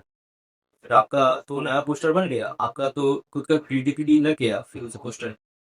तो आप कॉपी करते रहिए, फिर किसी के पास आपको काम ढूंढने के लिए कुछ रहेगा नहीं, किसी में मतलब किसी को जाके आपको अप्रोच नहीं करना पड़ेगा अगर आप कॉपी करने के लिए बैठ जाए। तो आप कॉपी कीजिए अच्छा डिजाइन बनाने के लिए जो कि मतलब बेसिक के लिए मैंने जो भी बोला वो सब ट्राई कीजिए। फिर आपका डिजाइन नॉलेज भी बढ़ जाएगा। फिर अगर आपको पोर्टफोलियो बनाना है तो पोर्टफोलियो बनाइए, या फिर आपका जो भी मतलब आपको आपके जो आसपास रहते हैं उनको पता चलना चाहिए कि आप डिजाइनिंग कर। तो मेरे हिसाब से वो उसके लिए अगर आपने आपको आसपास किसको बताना है कि आप डिजाइनिंग करते हैं, आप ये नॉलेज भी गैदर कर चुके हैं कि आप कुछ भी पोस्टर कुछ भी फ्लायर कुछ भी डिजाइनिंग फील्ड में कुछ भी चीजें हैं वो आप बना सकते हैं, तो आपको जरूर सोशल मीडिया पे आना चाहिए। क्योंकि अभी के लिए सोशल मीडिया में एक ग्राफिक डिजाइनर का प्रेजेंस रहना बहुत जरूरी हो चुका है। अगर आप अपने ग्राफिक डिजाइनिंग फील्ड में हैं और आपका सोशल मीडिया प्रेजेंस नहीं है, तो आपको काम मिलना बहुत ज्यादा दिक्कतें आने लगेंगी आपको काम ढूंढने में। क्योंकि फाइबर लोग बोलते हैं कि सैचुरेटेड हो चुका है, बहुत सारे लोग आ चुके हैं फाइबर पे, लेकिन फाइबर में भी लोगों को काम मिलता है। हाँ, थोड़ा कम मिलता है क्योंकि पहले से जो आ चुके हैं, पहले से जो काम कर रहे हैं फाइबर पे, उनको सबसे ज्यादा काम मिलता है क्योंकि उनका जो पोर्टफोलियो बन चुका है, जो क्या बोलते हैं उनको रिव्यू जो है, जो ज्यादा से ज्यादा रिव्यू रहता है, जो 5 स्टार रेटिंग वाले हैं, तो उनको काम मिलता है। लेकिन सबसे इजीएस्ट वे है, मुझे लगता है कि सबसे इजीएस्ट वे है खुद की डिजाइन को बेहतर करने के लिए और एक पोर्टफोलियो बनाने के लिए और किसी को अप्रोच ना करके भी काम लेने के लिए, वो है सोशल मीडिया का आपका प्रेजेंस बनाना। हम्म, अगर आप बनाना सीख गए तो 2-3 चीजें एक साथ ही होने लगेगी। एक तो आपका डिजाइनिंग नॉलेज बढ़ता रहेगा, क्योंकि जब आप कुछ भी कंटेंट आप खुद से बना के पोस्ट करने लगेंगे तो उसमें फीडबैक आने लगेगी। जो लोग आपका पोस्टर डिजाइन देखेंगे, जो डिजाइनिंग आप पोस्ट करेंगे, जो कंटेंट आप पोस्ट करेंगे, जो फीडबैक लोगों से मिलेगा आपको, फिर आपको अंदर से ही कुछ लगने लगेगा कि अच्छा ये पोस्टर मैंने बनाया है, तो और भी ट्राई करते हैं कुछ क्या क्रिएटिव में बना सकता। तो फिर आपके पास किसी ने आपको किसी को अगर कोई भी poster related design, social media design, या फिर उनका जो प्रोडक्ट रहता है, इस बेसिस पे आपको जो भी डिजाइनिंग के रिलेटेड जो भी काम आपको वो लोग चाहेंगे, अगर आप प्राइस सही से सेट कर पाए तो आपको काम मिलता रहेगा। तो कहीं भी जाके आपको अप्रोच करना नहीं पड़ेगा। पहली बात तो ये, अगर आपको लगता है कि नहीं आ रहा है, काम नहीं मिल रहा है, और आप चाहते हैं कि किसी भी जॉब में जाके आपको पोर्टफोलियो दिखाए, तो अगर आपका सोशल मीडिया प्रेजेंस रहेगा और अच्छा खासा प्रेजेंस रहेगा जहां पे आपके अकाउंट में रीच आएगा, तो आप वो भी आपके एज ए पोर्टफोलियो आप उन लोगों को दिखा सकते हैं कि ये डिजाइन मैंने अगर आपके पास कोई भी पोस्ट करते करते कंटेंट पोस्ट करते करते अगर कोई भी काम आपको मिल जाएगा, तो वो काम भी आप दिखा सकते हैं। या फिर आप खुद का काम जो पोस्ट करते हैं वो भी आप उन लोगों को दिखा सकते हो कि ऐसा ऐसा काम मैंने कि ट्राई किया था मैं सोशल मीडिया पे बनाने के लिए, और यही है जो मैंने पोर्टफोलियो के हिसाब से बनाया था। समझ गया। ग्राफिक डिजाइनिंग में अर्निंग कैसी होती है? जैसे कि स्टार्टिंग में एक ग्राफिक डिजाइनर कितना कमा सकता है? और अगर वो टॉप पर पहुँच गए हैं तो वो कितना कमा सकते हैं? क्या मतलब कि अर्निंग होती है ग्राफिक डिजाइनिंग के फील्ड में? तो मैंने भी अभी स्टार्ट किया है, तो मैं स्टार्ट के बारे में ही बता सकता हूँ आपको। टॉप में तो अभी तक पहुंचा नहीं जो टॉप के बारे में आपको बता सकूं, हुँ, लेकिन हाँ, इतना तो अर्निंग हो जाता है कि देखिए, अगर कोई टॉप में बैठा है और ग्राफिक डिजाइनिंग फील्ड में जो टॉप में बैठे हैं और अर्निंग कर रहे हैं, तो उनके बारे में मैं ज्यादा कुछ तो नहीं बता सकता हूँ, लेकिन इतना बता सकता हूँ कि अगर उन लोगों ने अपना खुद का कुछ स्टार्ट किया है, स्टार्टअप वगैरह तो स्टार्ट किया रहेंगे, तो अच्छा खासा अर्निंग हो जाता है। और अगर कोई भी बिगिनर है, कोई भी फ्रेशर है जो ग्राफिक डिजाइन फील्ड में आके काम करना चाहते हैं, तो सबसे पहले तो वो लोग ढूंढने ही चाहते हैं कि कहीं पे जॉब मिल जाए तो अच्छा रहेगा, या फिर फाइवर अपवर्क यहाँ पे जाके काम ढूंढने रहते हैं, या फिर किसी भी ब्रांड को ईमेल करके, कोल्ड ईमेल करके काम के लिए अप्रोच करके। तो अभी मैंने ये सब कुछ कर चुका था। मैंने ये सब कुछ कर दिया था कि फाइवर पे, अपवर्क पे किसको कोल्ड ईमेल करके, किसको पीएम करके मुझे काम चाहिए, मैं ये फील्ड में काम करता हूँ, तो उन सभी ने मुझे पूछ लिया था कि आपका पोर्टफोलियो कैसा है, आप बस सीवी भेजिए, आपने डिजाइनिंग का डिग्री कहाँ से लिया है, ये सब बहुत सारे क्वेश्चन थे जो आने लगे। तो अर्निंग के बारे में अगर मैं सच्ची बताऊं, तो जहाँ पे मैंने काम स्टार्ट किया था वहां पे ही मैं अभी तक काम कर रहा हूँ। और एज ए बिगिनर, अगर आपके पास नॉलेज है, देखिए मैंने तो स्टार्ट ही किया था यूट्यूब से सीख सीख के, तो अभी अच्छा खासा अर्निंग तो हो जाता है कि ऑफिस में भी काम करता हूँ, वहां पे ही सैलरी मिलता है मुझे, और कहीं और से फ्रीलांसिंग वर्क भी करता हूँ जो मेरा पेज है वहां से। थोड़ा बहुत, ज्यादा नहीं बोल पाऊंगा कि बहुत ज्यादा आते हैं काम, लेकिन उतना उतना ज्यादा आता नहीं है, लेकिन जितना भी आता है मेरे हिसाब से अभी तक जो हूँ, जो सेटल बनने के लिए जो भी करना पड़ता है मुझे, और जो काम मुझे मिलता है, हाँ हो जाता है। और जॉब में भी अच्छा खासा सैलरी है। ग्राफिक डिजाइनिंग का सैलरी मैं आपको क्या ही बता पाऊंगा, क्योंकि जहाँ पे मैं काम करता हूँ वहां पे मेरे हिसाब से मैं जितना जानता हूँ उतना मुझे मिलता है। और अगर आपको लगे कि आपका नॉलेज और भी ज्यादा है, कहीं से आपने कोर्सेज वगैरह किए हैं, आपने बहुत सारा काम किया है, तो फिर आपको तो जॉब करने की जरूरत नहीं पड़ेगी, आप फ्रीलांसिंग वर्क स्टार्ट कर सकते हैं। अभी जो भी स्टार्ट कर रहे हैं सबसे पहले यही सोचते हैं कि इसमें कितना अर्निंग है, तो अर्निंग होता है इसीलिए लोग यहाँ पे आके काम करते हैं, फील्ड में आके काम करते हैं। अगर नहीं होता तो कोई ये सब से इतना एक्सपैंड होता ही नहीं ये फील्ड, और इतना काम भी नहीं बढ़ता, और इतने लोग काम भी नहीं करते। हुँ, गॉट इट। आदित्य भाई, जॉब मार्केट में क्या सॉफ्टवेयर चलते हैं ज़्यादा? जैसे क्या सॉफ्टवेयर एक ग्राफिक डिज़ाइनर को सीखनी चाहिए, जॉब पाने के लिए जो काफ़ी बेनिफिशियल हो?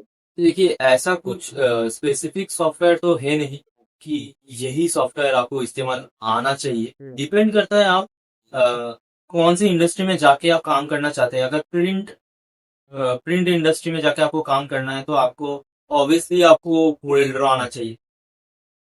तो कोरेल ड्रॉ जो सॉफ्टवेयर है वो उसको आना चाहिए ऑब्वियसली।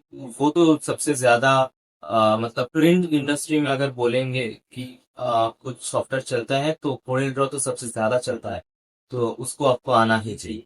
और अगर वीडियो एडिटिंग का जो फील्ड है अगर उसमें आप जाना चाहेंगे तो आपको सबसे पहले तो प्रीमियर प्रो आना चाहिए। अभी कुछ कुछ सॉफ्टवेयर हैं लाइक फिल्मोरा है, वो उसमें भी जो बिगिनर्स रह चुके हैं उनको भी फिल्मोरा आते हैं। और वो मुझे लगता है कि अगर कोई स्टार्ट करना चाहता है अभी फिलहाल के लिए तो सबसे डिमांडिंग में है प्रीमियर प्रो, आफ्टर इफेक्ट, ये सब कुछ आपको सीखना ही पड़ेगा। लेकिन अगर आप थोड़ा बहुत एडिटिंग करना चाहते हैं कि वीडियो थोड़ा बहुत आ जाए बस चल जाएगा, तो फिल्मोरा आप यूज कर सकते हैं। और जो सबसे मतलब कम समय में एडिटिंग करने का जो अभी ट्रेंड आया है, जो एक बारी में सब कुछ कर देता है वो, तो ये आप करते तो आप मोबाइल से भी एडिट कर सकते हैं। तो वीडियो एडिटिंग में मेरे हिसाब से अगर आप कुछ कोई भी फील्ड में मतलब वीडियो एडिटिंग के फील्ड में अगर कहीं पे जाके आप जॉब करना चाहते हैं तो आपको ऑब्वियसली आपको प्रीमियर प्रो, आफ्टर इफेक्ट्स आना ही चाहिए। क्योंकि आपको बेसिक भी अगर प्रीमियर प्रो का आ भी जाएगा, प्रीमियर प्रो का अगर बेसिक भी आता है आपको तो भी चल जाएगा। क्योंकि अभी मार्केट में ज्यादा से ज्यादा एनिमेशन चल रहा है, तो एनिमेशन के लिए तो आफ्टर इफेक्ट्स आपको सीखना पड़ेगा। मुझे खुद भी सीखना पड़ता है कि आफ्टर इफेक्ट में क्या क्या चीजें होते हैं। ज्यादा से ज्यादा वीडियो एडिटिंग में नहीं हूँ अभी अभी तो रीडिंग के बारे में मैं उतना ज्यादा नहीं बता सकता।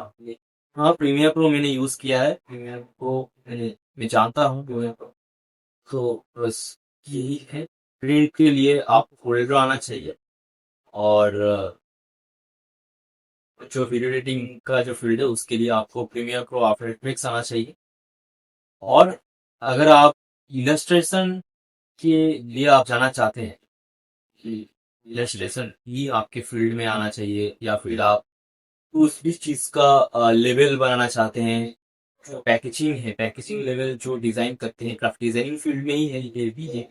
अ, रास्ता है जो एक क्राफ्ट डिजाइनर हर एक को नहीं आता, लेकिन किसी किसी ने ये चीज पकड़ा हुआ है कि पैकेजिंग करते हैं वो लोग, पैकेजिंग लेवल ये सब डिजाइन करते हैं।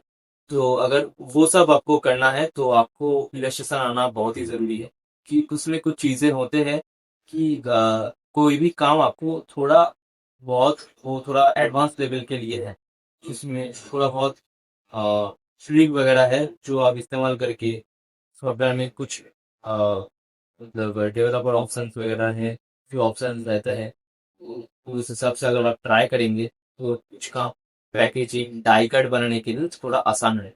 अभी के लिए जो लोग स्टार्ट कर रहे हैं तो उनके लिए मैं ये भी बोलना चाहूंगा कि आप अगर सोचते हैं कि जस्ट स्टार्ट करना है ग्राफिक डिजाइनिंग फील्ड, और मेरे पास अच्छा खासा कंप्यूटर नहीं है या फिर लैपटॉप नहीं हो, तो आप कैनवा से भी स्टार्ट कर सकते हैं। ऐसा नहीं है कि कैनवा में टेम्पलेट है तो वहां से इस्तेमाल कर लिया।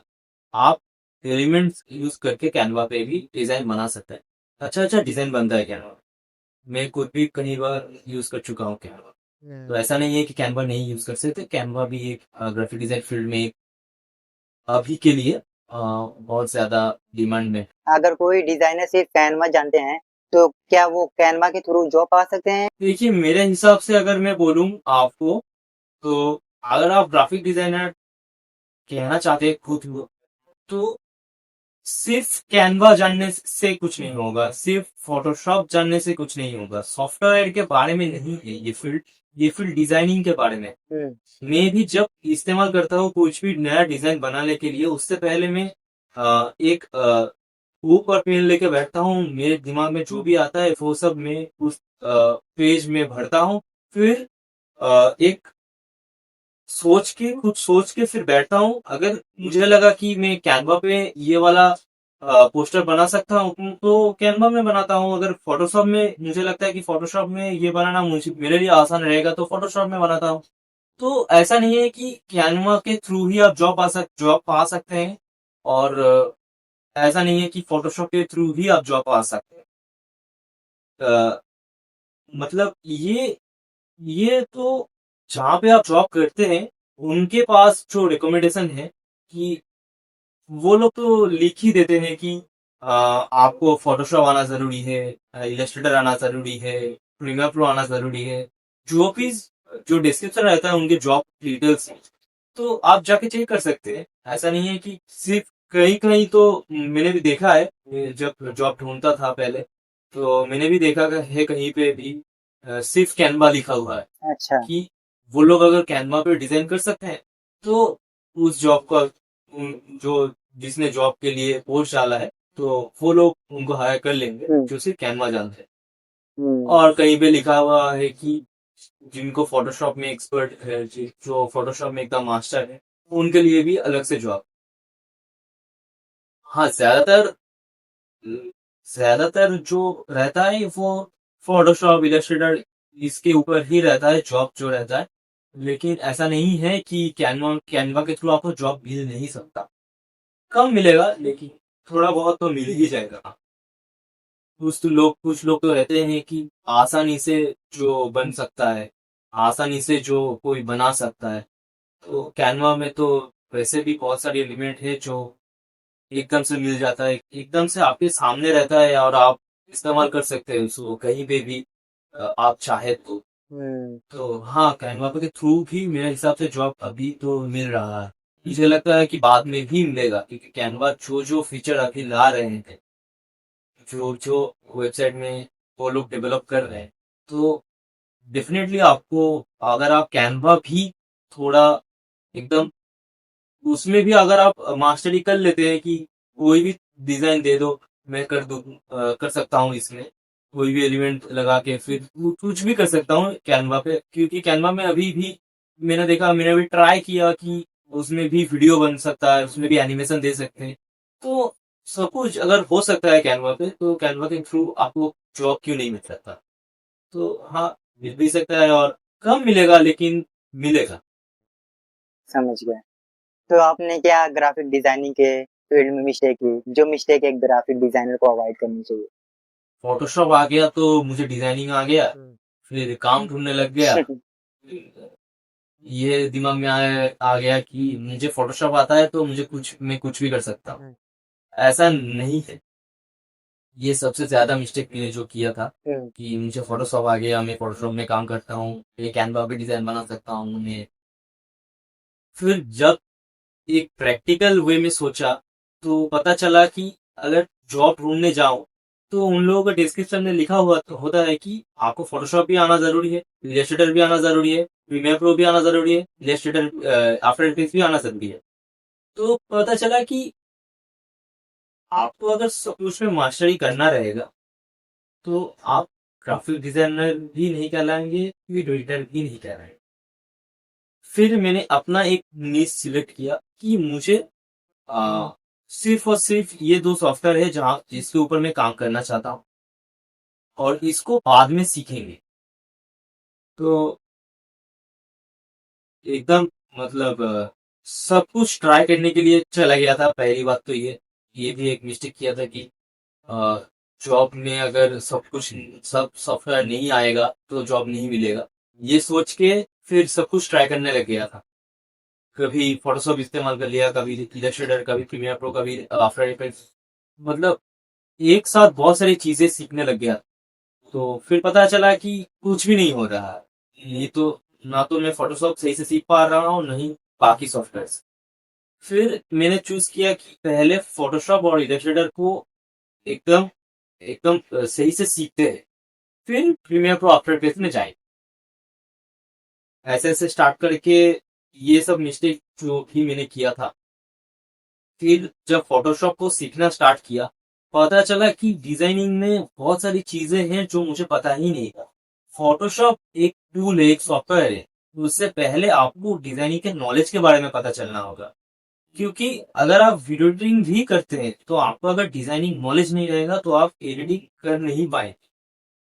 फिर एक से एक मतलब किसी किसी से पूछ लिया, किसी से कोई किताब मांग लिया, क्योंकि दोस्त भी हैं जो कोर्सेज वगैरह करते हैं कहीं पे भी, तो वहां से थोड़ा किताब वगैरह मांग लिया किसी से, थोड़ा जान लिया किताब को पढ़ के। फिर पता चला अच्छा ये सब डिजाइनिंग नॉलेज है जो मैंने अभी तक मतलब सीखा ही नहीं, कि ये सब नॉलेज मैंने अभी तक ट्राई ही नहीं किया मेरे डिजाइन में। तो आहिस्ते आहिस्ते करना चालू किया, उसको मेरे डिजाइन में इस्तेमाल करना चालू किया। ये सब मिस्टेक रहता है जो एक बिगिनर करते हैं कि सब कुछ सीखने के लिए दौड़ते हैं। तो सब कुछ सीखना नहीं, एकदम एक एक चीज सीखिए, उसमें आप परफेक्ट बनिए। ये मुझे मेरे सीनियर ने बोला था कि सब कुछ ट्राई मत कर, एक चीज ट्राई कर और उसमें मास्टरी कर। फिर देखना दूसरा जो जो सॉफ्टवेयर तू और जो सॉफ्टवेयर जो फील्ड तू करना चाहता है उससे ज्यादा काम तुझे इस फील्ड में इस सॉफ्टवेयर के थ्रू मिल रहा है, तू क्यों दूसरे सॉफ्टवेयर को इस्तेमाल करना चाहेगा। तब जबकि वो भी डिमांडिंग है। प्रीमियर प्रो अगर मैंने ट्राई किया था कि प्रीमियर प्रो आफ्टर इफेक्ट्स आ जाए, फिर बहुत सारी चीजें हैं जो मैं कर पाऊंगा, लेकिन हुआ नहीं क्योंकि मैं सब कुछ ट्राई कर रहा। फिर जब उन्होंने बताया कि एक चीज ट्राई कर, सब कुछ मत ट्राई कर, एक के ऊपर काम कर और उसको बेहतर करते रहे, फिर मैं करता रहा। अभी उसको ही आगे लेके जा रहा हूँ। फिर ऐसा टाइम आ गया कि इसमें भी बोर होने लगा कि यहाँ पे बहुत सारा काम कर लिया है, कुछ काम आ नहीं रहा है। तो फिर जब देखा कि ये वाला इससे ज्यादा एक्सपेंड अभी करने की जरूरत नहीं है मुझे, ये जो काम कर रहा हूँ ये इतना तक भी रहेगा तो मुझे काम आ रहा है। फिर मैंने ट्राई किया कि वीडियो एडिटिंग स्टार्ट किया जाए, थोड़ा जर्नी उसमें भी इस्तेमाल किया जाए, मेरा जो जर्नी मैंने स्टार्ट किया था। तो हाँ, वहां पे भी मैंने थोड़ा सीखा। फिर प्रीमियर प्रो में कैसे वीडियो एडिट वगैरह करते हैं वो सब सीखा। मेरा एक दोस्त है जिसने मुझे बहुत ही ज्यादा हेल्प किया ये वीडियो एडिटिंग के बारे में जानने के लिए। उसने मुझे हर एक ट्यूटोरियल भेजा जो वो पहले दिखता था। वो एक वीडियो एडिटर है, तो उससे मैंने डीप लिया कि कैसे कैसे ट्राई करना होगा, ये सॉफ्टवेयर में क्या क्या चीजें हैं, तो उससे मैंने सीखा। और फिर जो कंटेंट मैं पोस्ट करता हूँ उसमें तो प्रीमियर प्रो में जो भी एडिट वगैरह रहता है तो उसमें ही एडिट रहता। तो अगर मैंने तभी डिजाइनिंग के बारे में नहीं सोचा होता कि नहीं सिर्फ फोटोशॉप के ऊपर काम करते हैं, सिर्फ मेरे डिजाइन नॉलेज को बढ़ाने के लिए काम करते हैं, तो फिर आज जो मैं कर रहा हूँ वो वो मैं कर ही नहीं पाता। अभी भी मैं उलझा हुआ होता कि ये वाला ट्राई कर लेते हैं, वो वाला ट्राई कर लेते हैं, लेकिन होता अल्टीमेटली कुछ भी नहीं। तो जब मेरे सीनियर ने वो बात बोली थी मुझे कि एक चीज ही ट्राई कर, तो उसके ऊपर मैंने काम किया, उनका बात मैंने सुना और अभी आपके साथ बैठ के पॉडकास्ट कर रहा हूँ। यही बात मैं आपको बता रहा हूँ और लोगों को बता रहा हूँ जो बिगिनर्स हैं कि आप जब ट्राई करेंगे सब कुछ तो आपको पता चलना चाहिए कि इस फील्ड में क्या क्या है और उस फील्ड में क्या क्या है। आपको अगर पॉसिबल है, जो जबकि मेरे पास तब भी पॉसिबल नहीं था, आप भी थोड़ा बहुत तकलीफें आता है कि वीडियो में बहुत ज्यादा चीजें इस्तेमाल होते हैं, जैसे कि ग्राफिक्स कार्ड वगैरह इस्तेमाल होता है, तो तभी था नहीं। अभी कुछ कुछ आने के थ्रू अभी भी कर रहा हूँ। तो जो एकदम डिजाइनिंग का नॉलेज है, जो बेसिक है, वो आप पहले क्लियर कर लीजिए। सॉफ्टवेयर का बारे में क्या है, सॉफ्टवेयर आप एक ट्यूटोरियल, दो ट्यूटोरियल, तीन चार बार देखेंगे, सॉफ्टवेयर के बारे में जो भी टूल्स रहता है वो आपको पता चल जाएगा। करना तो आपको डिजाइनिंग है ना, करना तो आपको एडिटिंग ही है ना। तो एडिटिंग सॉफ्टवेयर के सॉफ्टवेयर के बारे में पता चलने से एडिटिंग नहीं होगा, या फिर फोटोशॉप जानने से डिजाइनिंग नहीं होगा, प्रीमियर प्रो जानने से वीडियो एडिटिंग नहीं होगा। उसका एक पर्टिकुलर नॉलेज है। अगर आप वो नॉलेज नहीं गदर कर पाए तो आप कोई भी सॉफ्टवेयर सीख लीजिए, आप वो इफेक्टिव चीज नहीं बना पाएंगे जो आपके क्लाइंट को, आपके कस्टमर को जो नीड रहे वो आप समझ नहीं पाएंगे, वो आप बना नहीं पाएंगे। तो सबसे पहले आपको ये सब मिस्टेक अवॉइड करके आप खुद के ऊपर जो बेसिक चीजें हैं वो आपको खुद के ऊपर ट्राई करते रहना चाहिए कि ये नॉलेज ही है जो आपको एकदम परफेक्ट ग्राफिक डिजाइनर बना सके। बाकी सॉफ्टवेयर वगैरह जो भी है वो आप वैसे भी सीख सकते हैं। अगर सॉफ्टवेयर नहीं सीखना है तो कैनवा पे भी डिजाइन बना सकते हैं, लेकिन डिजाइनिंग नॉलेज को सीखना बहुत ज्यादा जरूरत है। सॉफ्टवेयर आप बाद में भी सीख सकते हैं। जैसा कि आप 3 ईयर से ग्राफिक डिजाइनिंग के फील्ड में वर्क कर रहे हैं, तो जॉब मार्केट की क्या हार्श रियलिटी है जो मैक्सिमम ग्राफिक डिजाइनर अनअवेयर हैं? हार्श रियलिटी अगर आपको सच ही बताऊं तो अभी क्या हुआ है कि एक बंदे को सब कुछ आना चाहिए। उसको ग्राफिक डिजाइनिंग में जो सॉफ्टवेयर यूज होता है, फोटोशॉप, इलस्ट्रेटर, वो भी आना चाहिए। प्रीमियर को आफ्टर इफेक्ट्स जो भी आना चाहिए। लेकिन सब कुछ करने के बाद भी आपको सेटिस्फाइड नहीं होगा, आप सेटिस्फाइड नहीं होंगे कि आपको जितना सैलरी मिल सकता है। तो ये एक चीज है, मुझे लगता है कि बहुत ही ज्यादा, क्योंकि ये जो फील्ड है ये एक्सपेंड हो चुका है, बहुत ज्यादा एक्सपेंड होने लगा है, पहले से ज्यादा तो अभी होने लगा है। 5-7 साल पहले किसी को पता भी नहीं था कि ग्राफिक डिजाइनिंग करके एक फील्ड है जहाँ पे इतना ज्यादा चीजें होते हैं। वीडियो एडिटिंग एक स्किल है जिसको ऊपर काम करके बहुत से अर्निंग किया जा सकता है। तो किसी को पता नहीं था, लेकिन अभी पता चलने के बाद बहुत ज्यादा एक्सपेंड हो चुका है। और मार्केट में, जॉब में अगर कॉम्पिटिशन, ऑनेस्टली तो जॉब में आपको कंपटीशन बहुत ही ज्यादा देखने को मिलेगा। एक एक तरफ से अच्छा है कि कंपटीशन है, तभी आप खुद को बेहतर बनाने के लिए ट्राई करते रहेंगे। अगर कंपटीशन नहीं रहेगा तो आप ट्राई नहीं करेंगे। लेकिन कंपटीशन इतना ज्यादा बढ़ चुका है कि आपको अगर ग्राफिक डिजाइनिंग फील्ड में आना है तो आपको सभी सॉफ्टवेयर भी आना चाहिए, सभी के बारे में आपको नॉलेज भी रहना चाहिए। लेकिन क्या कोई आ नहीं रहा, क्या कोई काम कर नहीं रहा? कर रहे हैं। अगर इंडिया में बोलेंगे तो इंडिया में भी काम है, लेकिन इंडिया में जो भी जॉब ढूंढ रहे हैं ग्राफिक डिजाइनिंग के बारे में, तो उनको जो जॉब दे रहे हैं कि हाँ मुझे ग्राफिक डिजाइनिंग हायर करना है, तो उनको लगता है कि ग्राफिक डिजाइनर सब कुछ कर सकता है। आप अगर वीडियो एडिटर नहीं आया तो वीडियो एडिटिंग का काम कर लेगा, जो डिजाइनिंग रिलेटेड कोई नहीं आया तो उनका भी काम कर लेगा। लेकिन ऐसा होता नहीं है। ये एक हर्ष रियलिटी है जो मैंने भी फेस किया है।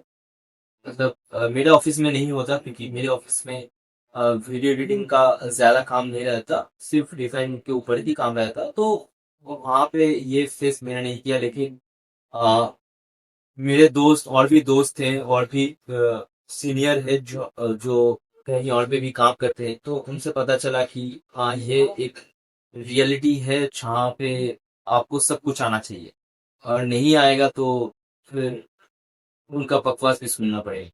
एक हॉस्पिटलिटी ये भी है। और जो मैंने बहुत ज्यादा फेस किया है पहले, जब मैं काम करता था किसी का, तो उनसे मैंने उनको काम देने के बाद, फिर उनको मैसेज करने के बाद भी मुझे पेमेंट नहीं मिलता था। ये भी एक टाइप के लोग हैं, ये भी एक टाइप के कस्टमर आपको मिलेंगे शायद। तो उससे मैंने एक चीज सीखा कि अगर किसी के साथ मैं फ्रीलांसिंग वर्क करूंगा तो सबसे पहले मैं एडवांस लूंगा। तो ये सब कुछ तो ठोकर करके सीखने के बाद मुझे पता चला है, ये भी रियलिटी है कि अ, कोई काम करवाने लगे के बाद तो ऐसा ही नहीं देता, पेमेंट ही नहीं करता है, चला जाता है, आपको ब्लॉक कर देता है या कुछ भी कर देता है, आपको पैसा नहीं देता। तो अगर आप लोग किसी भी फील्ड में हैं और किसी भी मतलब डिजाइनिंग फील्ड में है या फिर editing field, video editing field में है, किसी भी फील्ड में है, आप किसी का काम करने से पहले आप एडवांस जरूर लीजिए। क्योंकि एडवांस लेने के बाद दो चीजें होती है। एक तो आपको उस काम के ऊपर इंटरेस्ट आने लगता है कि हाँ किसी से मैंने ये पेमेंट लिया है, मुझे ये करना होगा। और उनको भी रहता है हाँ उसको मैंने एडवांस किया है तो इनसे काम कराना होगा। तो आप काम भी करिएगा और आपको मतलब ये भी डर नहीं रहेगा कि काम तो हो चुका है, मैंने इसको भेज चुका, मैंने तो उनको भेज चुका हूँ, लेकिन ये पेमेंट नहीं कर रहे हैं, ये पेमेंट मुझे नहीं दे रहे हैं। तो ये सब मैंने बहुत कुछ फेस किया है। जैसे अगर आप इन सब चीजों से बचना चाहते हैं तो एक आइडिया है जो मुझे मेरे एक भैया ने दिया था कि तू जो डिजाइनिंग रहता है जो तू करता है उसका स्क्रीनशॉट भेज। फोन में मैं जब करता हूँ तो मैं क्या करता हूँ, मैं फोन से फोटो खींच के फिर उनको भेजता हूँ कि देखिए आपका डिजाइन ऐसा हुआ है, आप चेक कर लीजिए। तो वो लोग देख के फिर बोलते हैं कि मुझे हाँ यहाँ पे थोड़ा चेंजेस करना होगा, या फिर यहाँ का जो कलर है वो ठीक नहीं लग रहा। तो वो सब छोटा मोटा चेंजेस रहता है जो वो लोग बोलते हैं तो फिर मैं करके देता हूँ। तो इससे मैंने यही वाला जो पैतरा है जो मैं ट्राई किया था। तो अभी तक तो ये ट्राई करने के बाद मुझे पेमेंट भी सही टाइम पे मिल चुका है, और करते करते पता चल जाता है कि कौन पेमेंट देने वाला है कौन पेमेंट नहीं देने वाला है। तो सबसे जब भी काम स्टार्ट करने से पहले मैं एडवांस जरूर मांगता हूँ, और एडवांस अगर वो लोग देते हैं तभी मैं काम स्टार्ट करता हूँ, अदरवाइज मैं काम स्टार्ट ही नहीं। आप ऐसे बच सकते हैं, क्योंकि अगर आपने स्टार्ट कर दिया काम और अगर उनको लगा कि नहीं हो रहा है काम, अच्छा नहीं लग रहा है, तो वो लोग सीधे आपको मतलब इग्नोर करके चले जाएंगे। फिर आपको आपका जो मेहनत जाएगा वो थोड़ा आपको खराब ही लगेगा कि इतना मेहनत किया, जो काम के लिए जिस काम के लिए किया वो उसका पेमेंट मुझे मिला है। तो जरूर आप एडवांस मांग लीजिए, तो एडवांस पेमेंट के बिना आप काम स्टार्ट ही मत कीजिएगा। समझ गया। तो जो जस्ट ग्राफिक डिजाइनिंग स्टार्ट किए हैं, मतलब कि जस्ट ग्राफिक डिजाइनिंग के फील्ड में एंटर किए हैं, वो कैसे बिगिनर टू प्रो लेवल पर जा सकते हैं? इसका तो एक ही मंत्र है भाई कि बस ट्राई करते रहिए। बिगिनर टू प्रो बनने के लिए ऐसा नहीं है कि आप एक साल ट्राई किए आप प्रो बन चुके हैं, आप कोई भी डिजाइन आप बना सकते हैं, नहीं। कुछ लोग, डिजाइनिंग एक ऐसा नॉलेज है, आपको दिन ब दिन आपको बेहतर करते जाना हो, क्योंकि आज आज मैंने कुछ नया सीखा तो कल कोई और आके कुछ नया सिखाने लगा। तो आपको वो सब चीजें हैं जो लैप करना होगा, वो सब नॉलेज आपको पता होना चाहिए कि इंडस्ट्री में क्या चल रहा है, किस चीज का सबसे ज्यादा डिमांड है, सब पता होना चाहिए। तो इन द एंड आपकी क्या पीस ऑफ एडवाइस है एक ग्राफिक डिजाइनर के लिए? बस अपडेटेड रहिए, अभी क्या चल रहा है उसका जो न्यूज वगैरह है वो सब पता करिए। कि किसी का अ, अभी तो क्या है कि सोशल मीडिया प्रेजेंस सभी लोग रखते हैं, तो सभी लोग कुछ ना कुछ नया ट्राई करते हैं, उनसे सीखिए। उनसे जो उनका कंटेंट रहता है, जो उनका नॉलेज रहता है उनको कंज्यूम कीजिए आप। और सबसे बेस्ट पार्ट तो यही है, जिसका भी मैंने भी तो यूट्यूब से सीखा, स्टार्ट किया था, मैंने भी यूट्यूब से सीखा। तो बहुत सारे लोग हैं यही कहते हैं कि कॉपी करना मत छोड़ो, कॉपी करते रहिए। जितना कॉपी करेंगे तो आपको पता चलेगा कि हाँ ऐसा है, ऐसा करना, ऐसा करके ही पता चलेगा आपको कि कौन सा चीज सही है कौन सी चीज गलत है। तो आपको और ऑब्जर्वेशन भी आपको करना होगा डिजाइनिंग। आदित्य भाई, थैंक यू वेरी मच आपका वैल्यूबल टाइम देने के लिए। आपसे बात करके बहुत मजा आई, बहुत चीजें मैंने सीखी, और आई थिंक ये एक ग्राफिक डिजाइनर के लिए बहुत ही ज्यादा यूजफुल होने वाला है पॉडकास्ट, क्योंकि आपने बहुत ही ज्यादा वैल्यूबल और बढ़िया नॉलेज शेयर किया, जो बहुत अच्छा लगा मुझे। मैंने भी कोशिश किया कि जो मुझे पता है अभी तक वही मैंने शेयर शेयर किया है। और अच्छा लगेगा आपका ये वीडियो अगर सभी को, तो मैं यही बोलना चाहूंगा कि कमेंट कीजिएगा। इस वीडियो का एक कमेंट मैं तो चेक करूंगा कि अगर मेरा कोई भी नॉलेज आप लोगों ने अच्छा लगा, आप लोगों को अच्छा लगा। मैं तो इसमें एक बात मैं लास्ट में बताना चाहूंगा कि मैं तो मेरा हिंदी थोड़ा खराब है, ट्राई किया कि अच्छा बोल पाऊँ। अगर कुछ भी चीजें हैं जो मैं बता नहीं पाया, कुछ भी चीजें एक्सप्लेन नहीं कर पाया, तो आप काइंडली इस वीडियो को मतलब हेट मत दीजिएगा, कि भाई ने ये वीडियो बहुत ही मतलब मेहनत से बनाया होगा, ट्राई कर रहे हैं भाई मेरे। तो हाँ, हेट मत दीजिएगा। अगली बार जब खुद बेहतर बन के फिर पॉडकास्ट करेंगे भाई के साथ, तो हिंदी में भी काम करेंगे और हिंदी को बेहतर करके फिर कुछ जो नॉलेज में बाद में सीखने वाला हूँ वो भी शेयर करेंगे, और अच्छे मतलब अच्छे टोन में, अच्छे हिंदी में आपको समझा पाए, तो कोशिश यही रहेगा। और थैंक यू, सबसे पहले तो थैंक यू आपको कि आपने ये अपॉर्चुनिटी दिया मुझे कि ये पॉडकास्ट में मैं आपके आ सकता कि ये तो मेरा पहला पॉडकास्ट है। और मैंने मेरे तो दोस्तों को भी बता दिया कि मैं तो पॉडकास्ट करने वाला हूँ, तो उन लोगों को भी अच्छा लगा। तो थैंक यू।